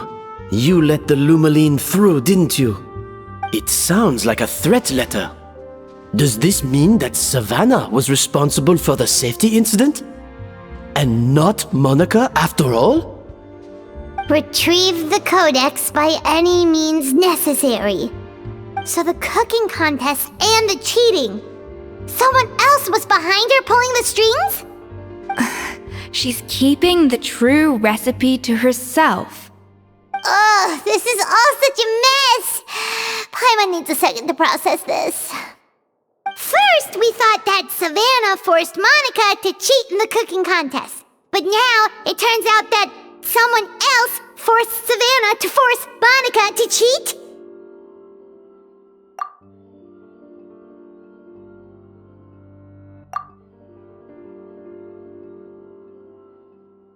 You're finally here. Of course. I should have put 2 and 2 together as soon as I read your threat letter. The food safety incident, the demand for a cooking contest, the instruction to blackmail Monica, even the suggestion that Escoffier was keeping secrets from me. It was all part of your grand plan, wasn't it, Monica?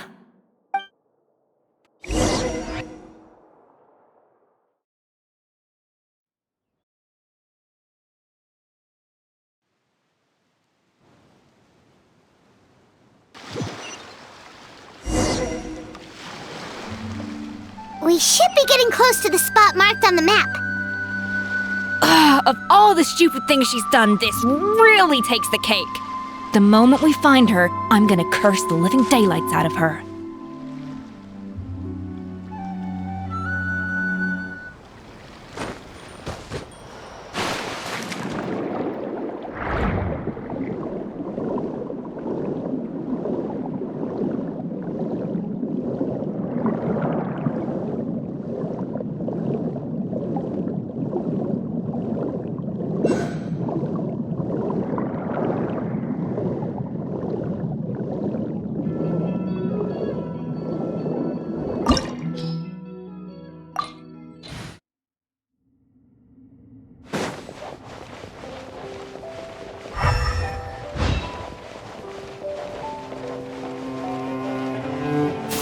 Inspired move! Born of ice and frost.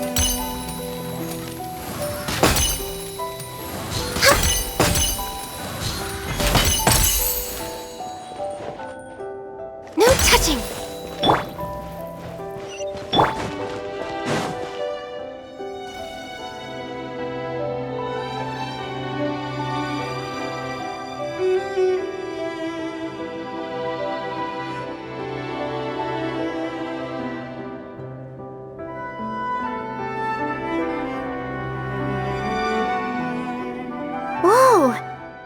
Looks like an underwater restaurant, doesn't it? Suddenly, the idea of an adventure chef finding secret ingredients makes a whole lot more sense. I think Modeste's codex mentioned this place. A public bath from the time of Remoria. So yeah, definitely the kind of place that would have served food and drinks. Huh? Some blubber beasts have come to join the party? How did they get here?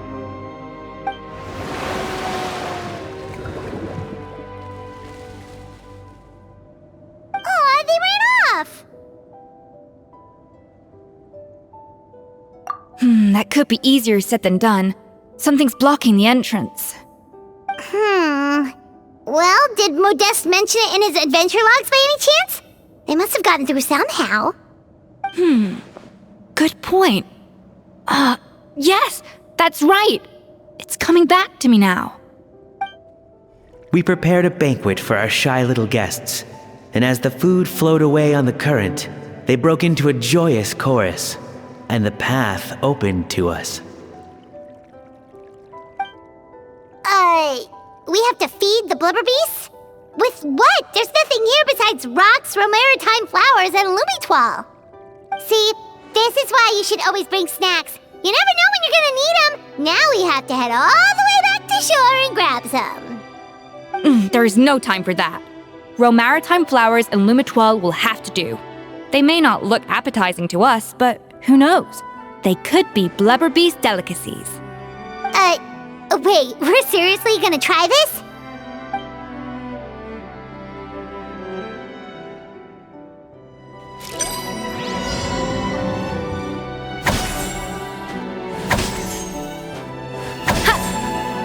Off to the freezer! Yeah!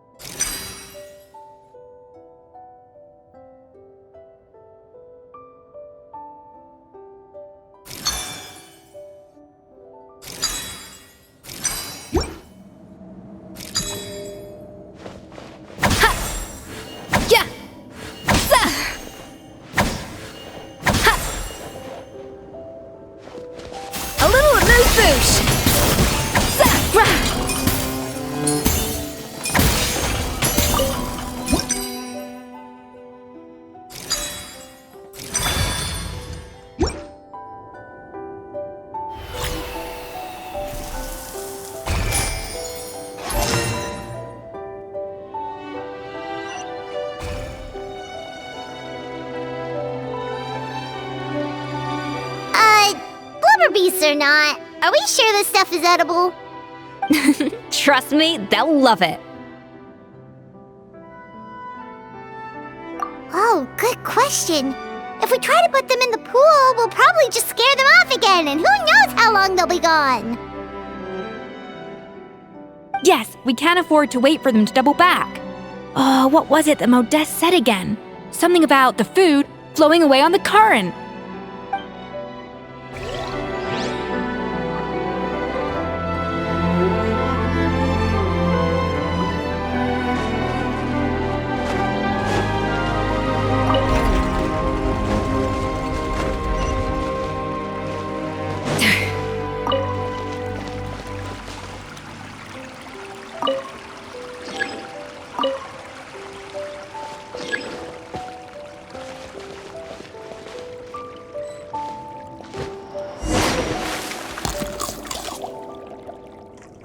Wow, it's really singing! It must taste better than Paimon thought!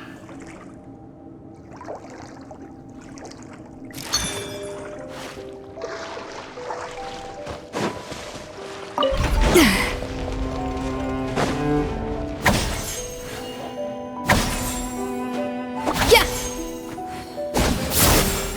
The tracks turned back again.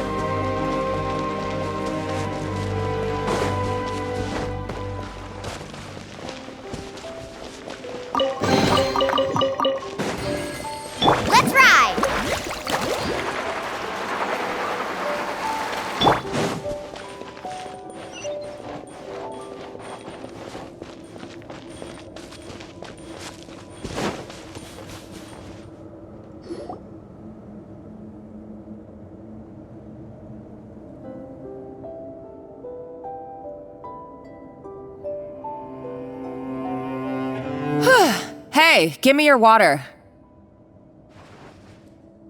Here. I said your water, the one you just drank out of? Sure.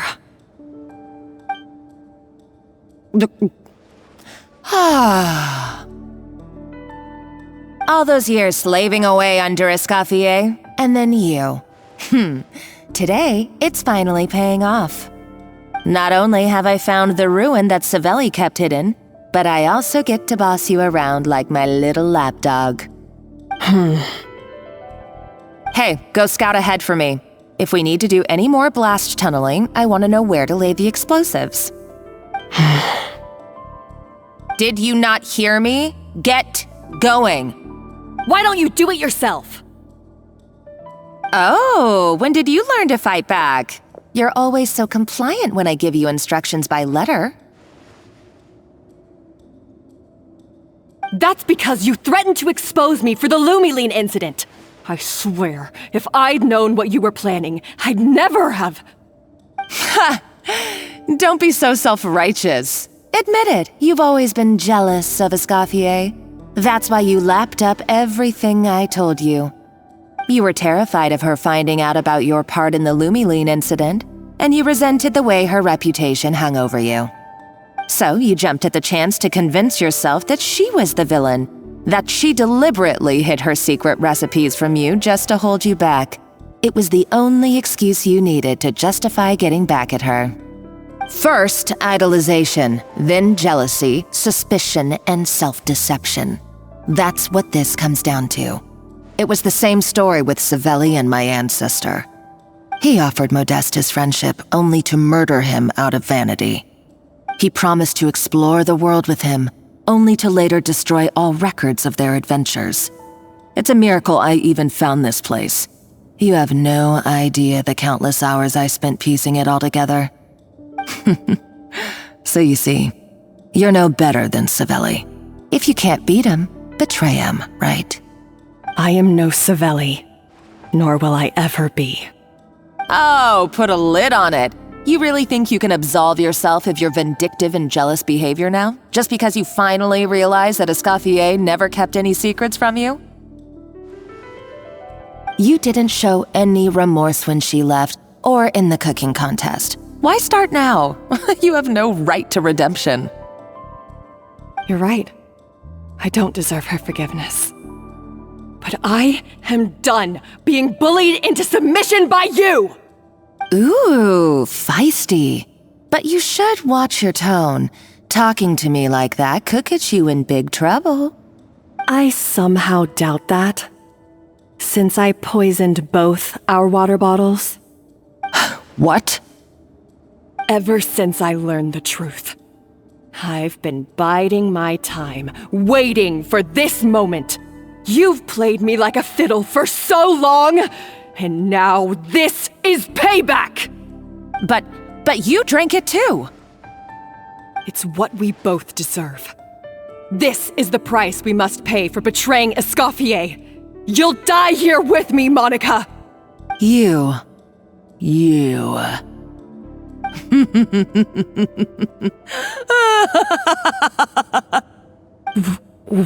What's so funny? Oh, you're too much. I thought I'd play along for a bit just to amuse myself. You gave a very rousing performance. I saw your dumb plan a mile off. There's no poison in these bottles, just clean, fresh water. No. Revenge is a dish best served cold, you know. Did you really think your half-baked plot would fool me?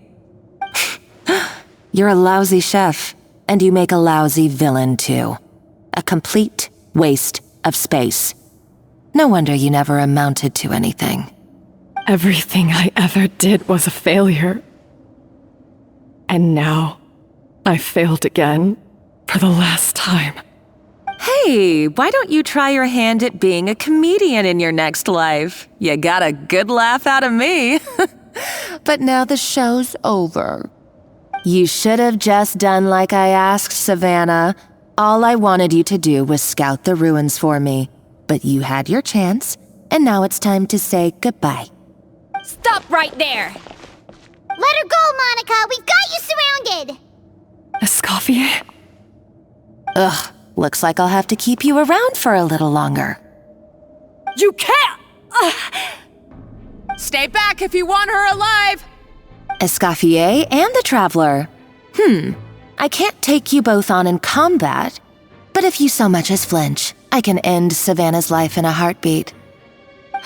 Monica, what are you hoping to achieve by this? You're about to commit murder, and for what? A recipe? A recipe? You chefs are all blinded by your myopic focus on kitchen affairs. Well, some of us actually have bigger fish to fry. Modeste had a secret. The truth behind his so-called genius, the je ne sais quoi factor in his gâteau de bourg, and it's right here in these ruins. Are you serious? You're here because of a gâteau de bourg obsession? You've gone completely mad! I couldn't care less about the cake itself. No, the real treasure is the secret ingredient that Modeste sourced from these ruins. He and Savelli were fools. A priceless treasure of Remoria in the palms of their hands, and they thought, ooh, this would go great in our cake mix. We're talking about a powerful stimulant that also sharpens the senses. That's no cooking ingredient. It's a groundbreaking drug. That's right, I've done my research. It was a drug that Remoria developed for their war machine. I could make a killing by selling it to the treasure hoarders or the Fatui. Will you listen to yourself? You're completely delusional.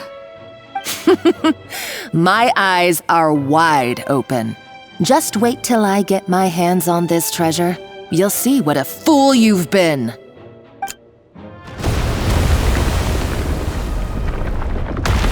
Wait, what's that sound? Just when I thought she couldn't get any crazier. She's lucky the whole place didn't collapse. Uh-oh, Savannah's going too! Monica must have taken her. Oh, what a coward. She's only taken her hostage because she knows that she's no match for you. That's true. Even if she finds the treasure, she'll need Savannah alive if she wants to get out of here in one piece. Oh, well, our path's been blocked, so let's look for another route.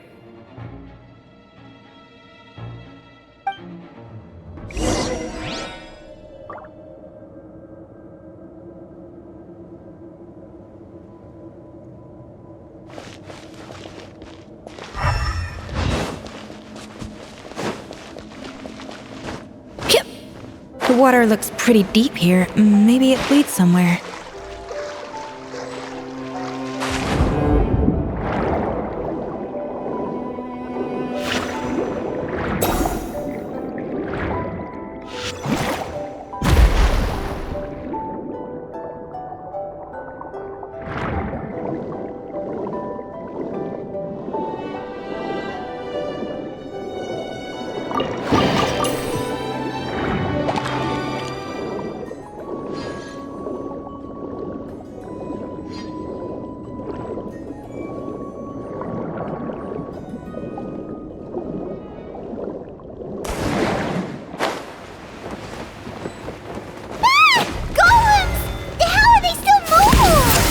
Probably awakened by the explosion just now. Alright, Knife Skills 101.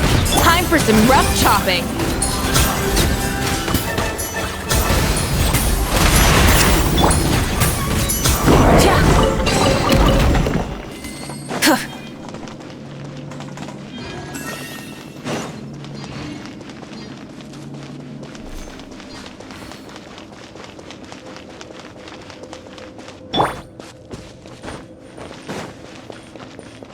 Another door?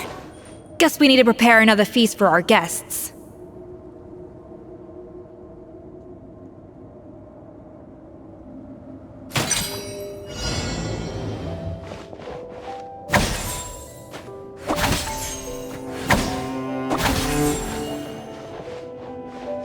dash of frosting!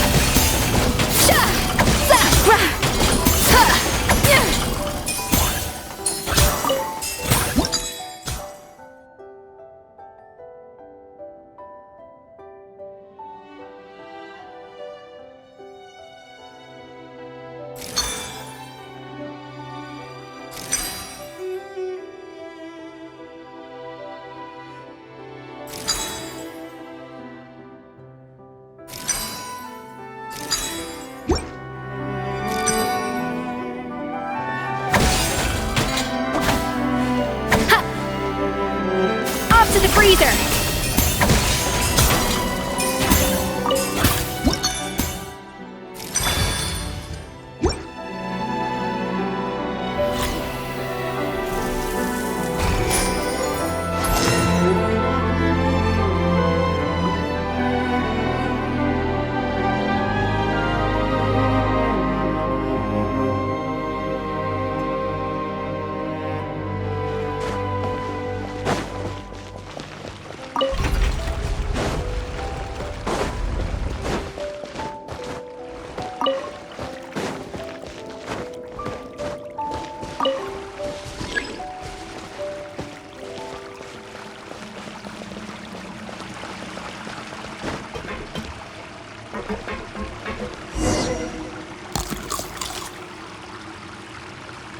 It seems to really like the texture of Rome maritime flowers.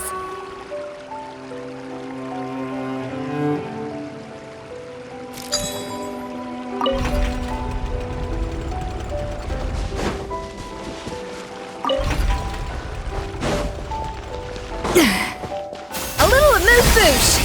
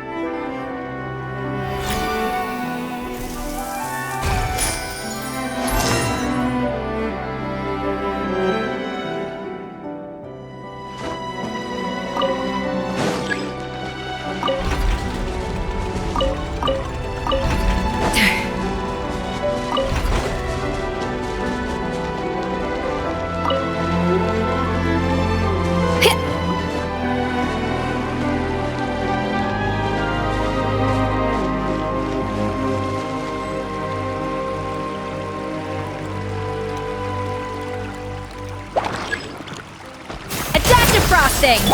Try and stop me! Solidify!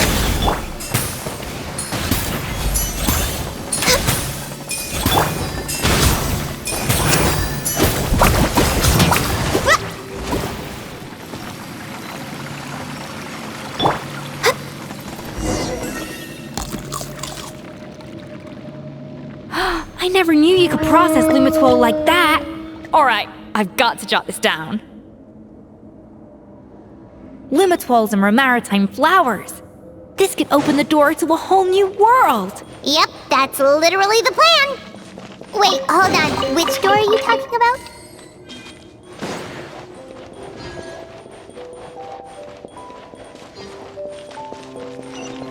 Next on the agenda...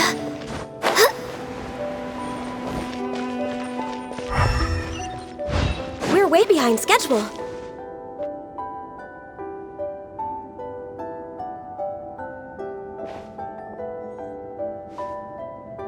That's strange. These don't look Romorian to me. More like last century Fontaine. Adventurers from last century Fontaine, huh? Oh, Modeste and Savelli, do you think they camped here? By the looks of it, this was a one-person camp. They adventured together, but maybe one of them came back alone at a later date.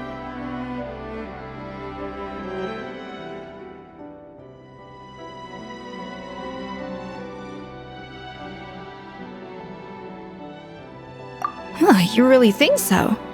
Trust our adventurers' instincts. We're pros at this stuff, just like you're a pro in the kitchen.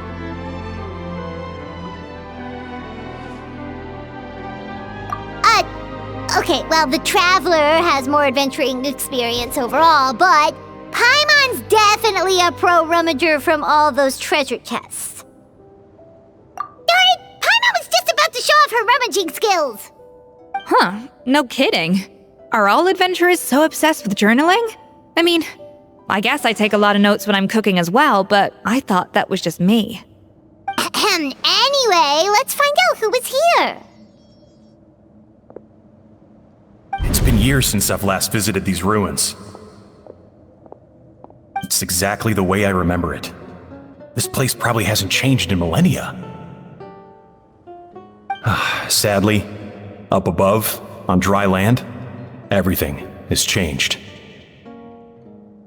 The treasure of Remoria. That's what we used to call it. Modeste was right about its potential. It turned Gâteau de Bourg into a national sensation. Our limited stock of the substance meant that the gâteau could only be produced on a small scale, but this only drove up the popularity all the more. Modeste was right about that too. He predicted all of it. He was praised as a genius, while I, as the one person who'd ever disagreed with him, was labeled a talentless fool. Modeste tried his best to console me, but I knew better than anyone just how great the gulf was between us. Our conversations grew scarce, and we saw less and less of each other. I didn't fight it. He had new friends and a career of his own. Why invite further disdain by inserting myself where I did not belong? I told myself that maybe one day, when I finally created a masterpiece of my own, I'd be able to face him without shame. Or maybe one day, when I've put these feelings of self-loathing behind me, I'd be able to ask him with a smile on my face, how about we go on one more adventure, for old time's sake? Unfortunately, that day will never come. So it was Savelli. From the sounds of it, he came back after Modeste had already died. I always thought it was just a legend. But if it's true, then this must be the place where they found their secret ingredient, the birthplace of Gâteau de Bourg. In that case, what does that say about the death of Modeste? If it's all true, maybe Savelli really did have something to do with it. The taste of Gâteau de Bourg has changed. Modeste was convinced of this, even though everyone swore they couldn't tell. Being the perfectionist that he was, he refused to accept even the slightest flaw in his work. He stopped all sales of the product, locked himself away in the kitchen, and worked day and night, vowing to find out where he had gone wrong. But as he baked and taste tested over and over again, he found he only strayed further and further from the original taste. It was only when he was sipping on coffee one day and realized he could not taste the bitterness that the truth finally dawned on him. What had changed was not the gâteau, but his sense of taste.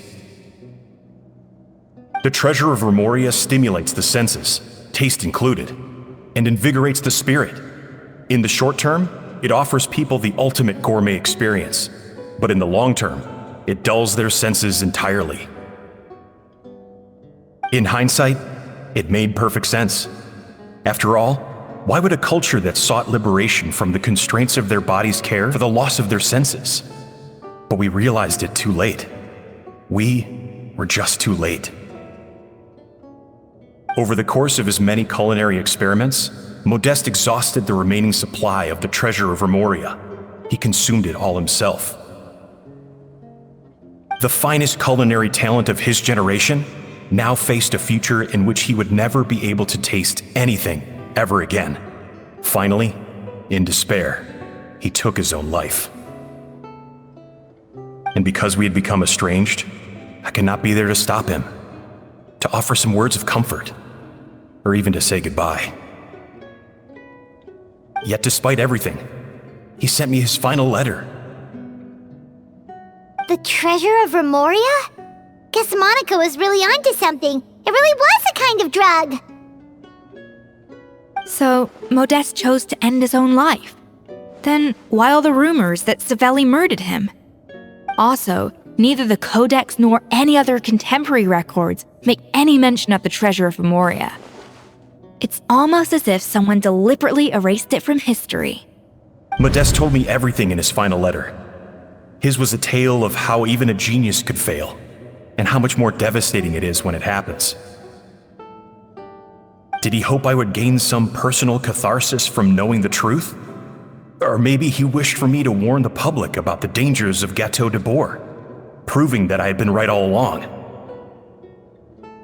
But if the public ever learned how Modeste's greatest triumph became his undoing, his fall from grace would be swift and merciless. 1 minute a genius, the next a joke. It would surely spell the end for his restaurant too. What would be his legacy then? How would future generations view everything we built together?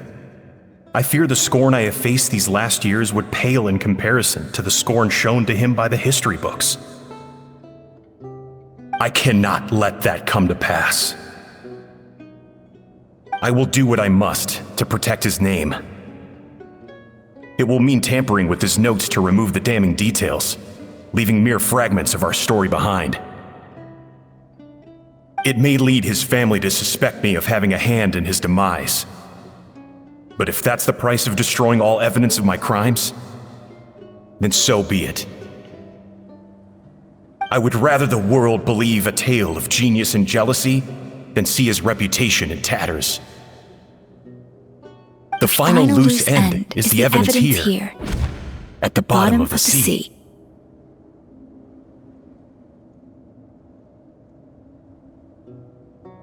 Huh? What's wrong? Didn't we say Savannah should be safe for now? So we thought, but if Monica finds out what happened to the treasure, there's no telling what she might do.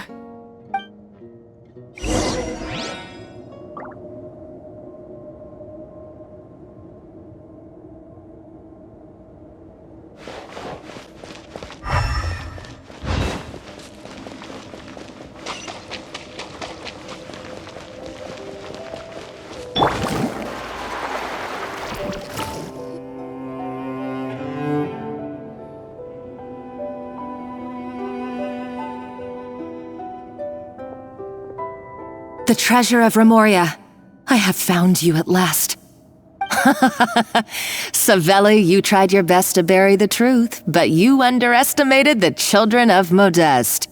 Some fragments of his diary escaped your clutches, and we have held on to them for generations. But I have to thank you too, Savannah. Without your help retrieving the codex, and with it the last piece of the puzzle, I may never have found this place. But now, finally, the secret to Remoria's military might is within my grasp. The treasure of Remoria is mine! Oh. It's empty. It's empty? Monica? Oh, we were seconds too late. Escoffier? What's the deal with that jar? Savelli's final act! He wanted to conceal the secret of the treasure forevermore and make sure it would never harm anyone again. So he came here after his friend's death and destroyed every last shred that remained. This can't be happening. All the years I spent piecing together the truth. All my painstaking planning. All that for an empty jar? Monica, don't do anything stupid. This ruin is more dangerous than you realize. Oh, shut your pie hole! Praise be to Lord Remus. You barbarian shall be slain.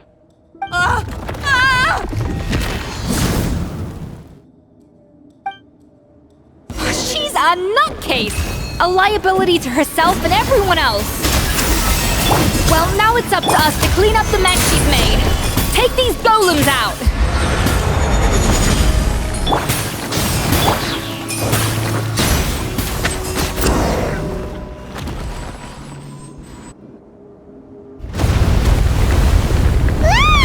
Why is this place still shaking?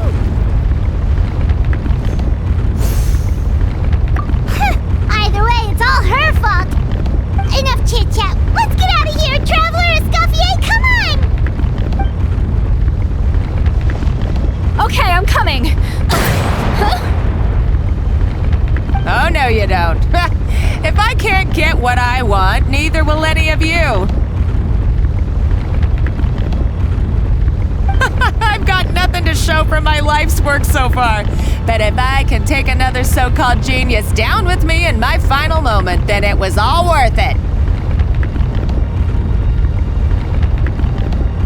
You're a psycho!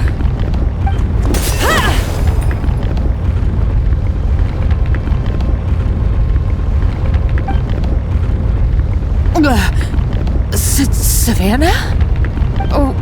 When did you wake up?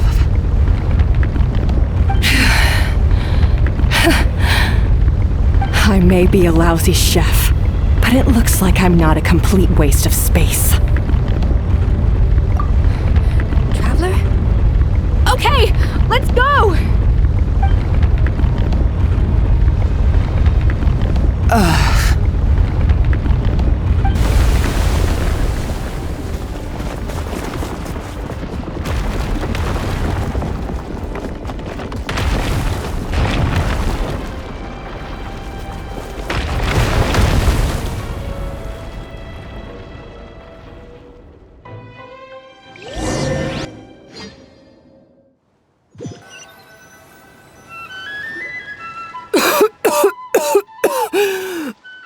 Escoffier!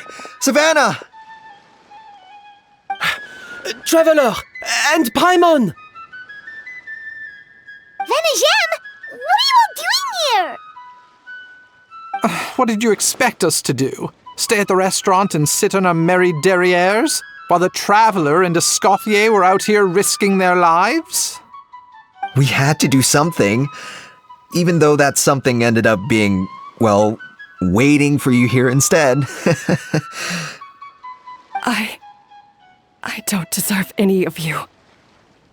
And I certainly don't deserve to be your head chef. It was my fault Escoffier had to leave. Then I couldn't live up to her standards. I acted like a tyrant in the kitchen. And now I almost got myself killed. Come back, Escoffier. Come and be our head chef again. I'll never be able to replace you. Okay, so everything I said to you the day I left, it just went in one ear and out the other? Huh? Sorry, I was kinda in my own head at the time. All I could think about was the Lumiline situation. What was it you said again? Forget it. It doesn't matter. Anyway, I didn't leave this job because of you. And you're not nearly as awful a chef as you think. If you were that bad, why would all your staff show up here for you? Escoffier's right. Sure, you nitpick our work and get us to do things over a lot. But when it comes down to it, you're the one who's always doing whatever it takes to make sure the customers get served on time, every time. Things were pretty rough after Escoffier left, and Savannah's the only reason we've been able to make it through. Our customers know that Escoffier doesn't work for us anymore. But the fact is, they keep coming back. If that's not an endorsement of your work, I don't know what is. At the end of the day, we're all human, and we all make mistakes. All we can do is recognize where we get it wrong and do our best to improve. That's all that's humanly possible.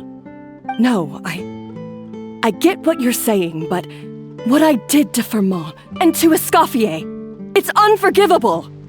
Well, about that, there's someone else here to see you, Chef. It's been a while, Chef Savannah. Fermont? I'm so sorry. I put far too much pressure on you, and the way I stubbornly refused to go and see you after you fell ill. There's no excuse, but I'm too late, aren't I? The damage is done. I heard that you can't even hold a kitchen knife anymore.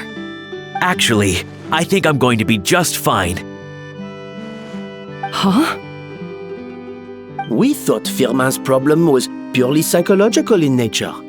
But after the threat letter came to light, it got Firmin thinking. And then he remembered the tea that Monica used to give him every night. And as it turns out, She was lacing it with Lumaline the whole time. No way! Doesn't that cause nerve damage? It can. High doses pose a risk of serious nervous and sensory complications. But if you calculate the dosage carefully, you can control the extent of its effects. A small dose might simply make a person more emotional, whether that means more fragile or more hot-tempered. No wonder it seemed like you'd lost your edge. I asked my friends at the Fontaine Research Institute about it. They said that with the low dose I was taking, the risks are pretty small. They also fixed me up with some meds and said I should recover in no time. Well, that's what happens when you give someone a little bit of hope to cling on to. There's more. We believe that Firma was likely not Monica's only victim. You mean she poisoned me too? Oh, so that's why Savannah's been so irritable this whole time! Let's not be too quick to blame everything on the Lumaline. That stuff can only amplify what's already there. So tasty food will seem like the most delicious thing in the world, while food you don't particularly care for will become utterly revolting. So you better make sure you reflect on your behavior and apologize to every single person you've wronged. I will. I'm sorry. There's still one question that's really bugging me. Why is it that no matter what I do, my Gâteau de Bourg never tastes the same as yours? Is it just... is it because you're a genius and I'm not? It's because the heating element in your oven is broken, you silly goose. What?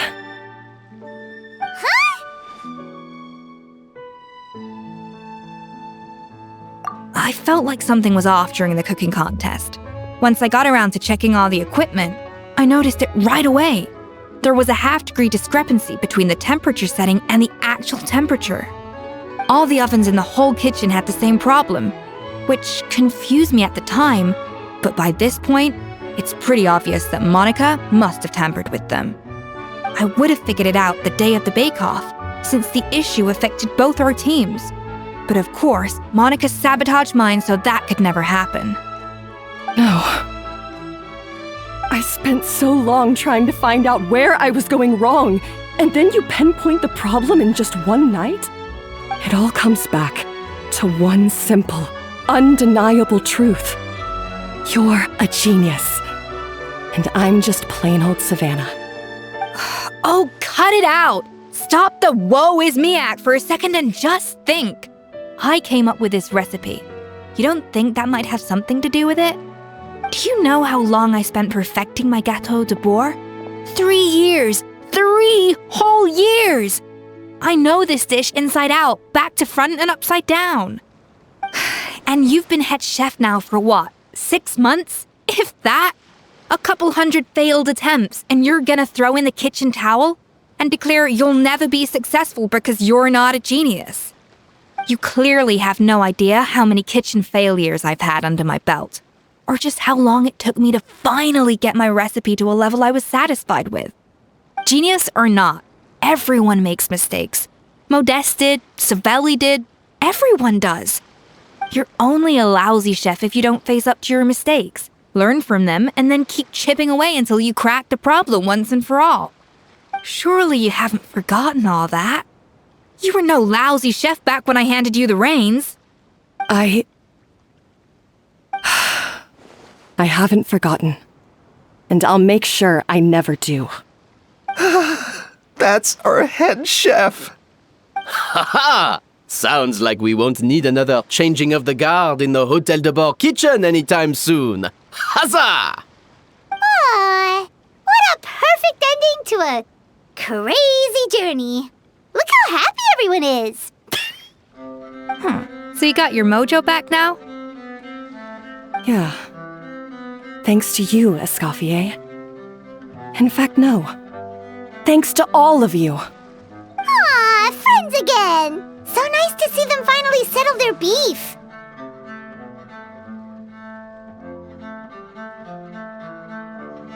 Good. So now that's out of the way. It's time for payback. You cheated in our last bake-off, and I demand a rematch right now. Huh?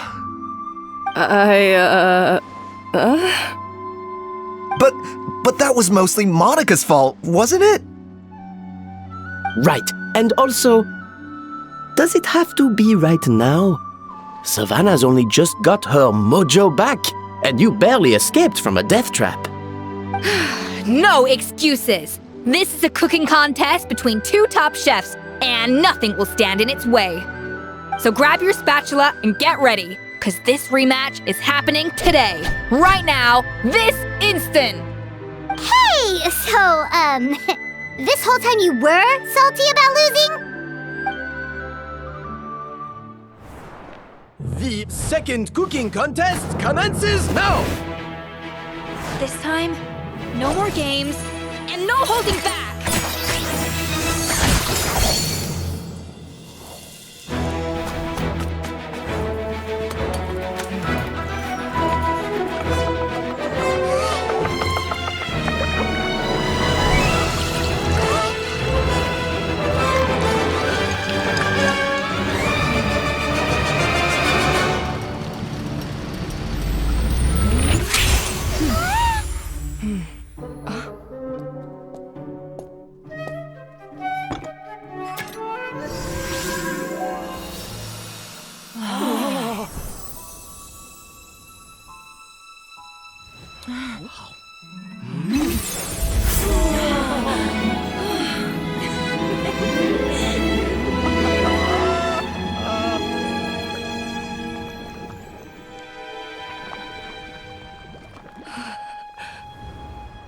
I feel like I don't have the right to be here.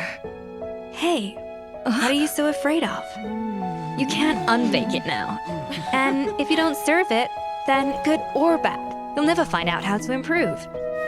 If you're too scared to fail, you'll never know what real success tastes like. So?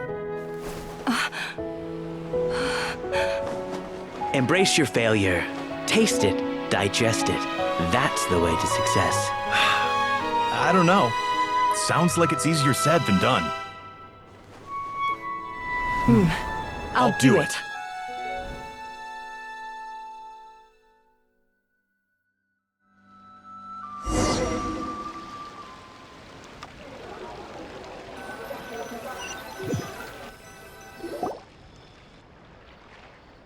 The results are in! A landslide victory for Escoffier! Quite rightly, too. Piece of cake.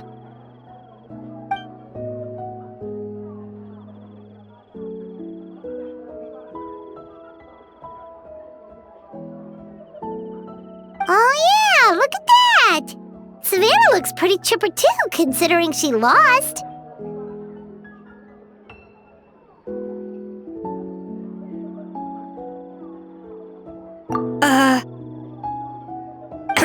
Now, where were we? Yes. Do you have any more questions for me after everything that's happened?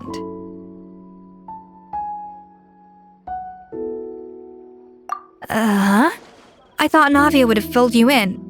And actually, I said all this to Savannah before I left. Although, as we saw, I don't think any of it sank in. I had two reasons for leaving. One was the food safety incident, of course. But the other was that the Hotel de Boer had reached a point where it didn't need me anymore. So I decided to step down and look for new opportunities to improve myself. Improve how? Well, a while back, I got to know a fellow chef from Liyue, and in her, I saw so many new possibilities. She has that same adventurous spirit that Modeste and Sibeli had in their youth. Slime mucus, lizard tails. With her, nothing's off the table. There's a whole world of new flavors out there waiting to be explored, hiding away in ingredients we overlook. Case in point, remember those Romaritime flowers down in the ruins? I used them in the cooking contest just now. Did you taste the difference? What? Paimon didn't notice at all. Half of the art of cooking is dissecting the recipes of previous chefs and figuring out the exact constellation of elements that gave their work its signature taste. And the other half, it lies in freeing yourself from the confines of the kitchen. You've got to go out and explore the endless possibilities out there. Uh-oh. Paimon's suddenly not sure she wants to try your cooking anymore.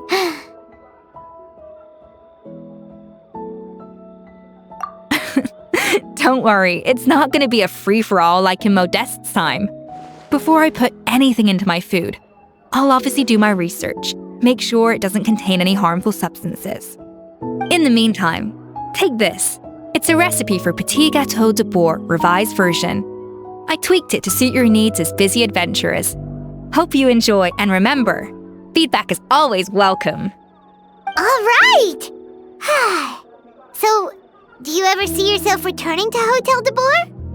Oh, of course. I've already promised Banishem that I'll come back every once in a while to make sure the quality of the food remains at an acceptable level. You know, Paimon's still a little disappointed that we never got to see the treasure of Remoria. Surely Monica wouldn't have gotten drawn in so deeply if it wasn't for all the mystery surrounding the original Gâteau de Bourg. She practically dedicated her life to finding the lost pieces of Modeste's diary, then went to all that trouble to infiltrate the Hotel de Bourg. And in the end, it was all for nothing. Since you mentioned the treasure, between Modeste's writings and what we saw in those ruins, I think I may have figured out the truth.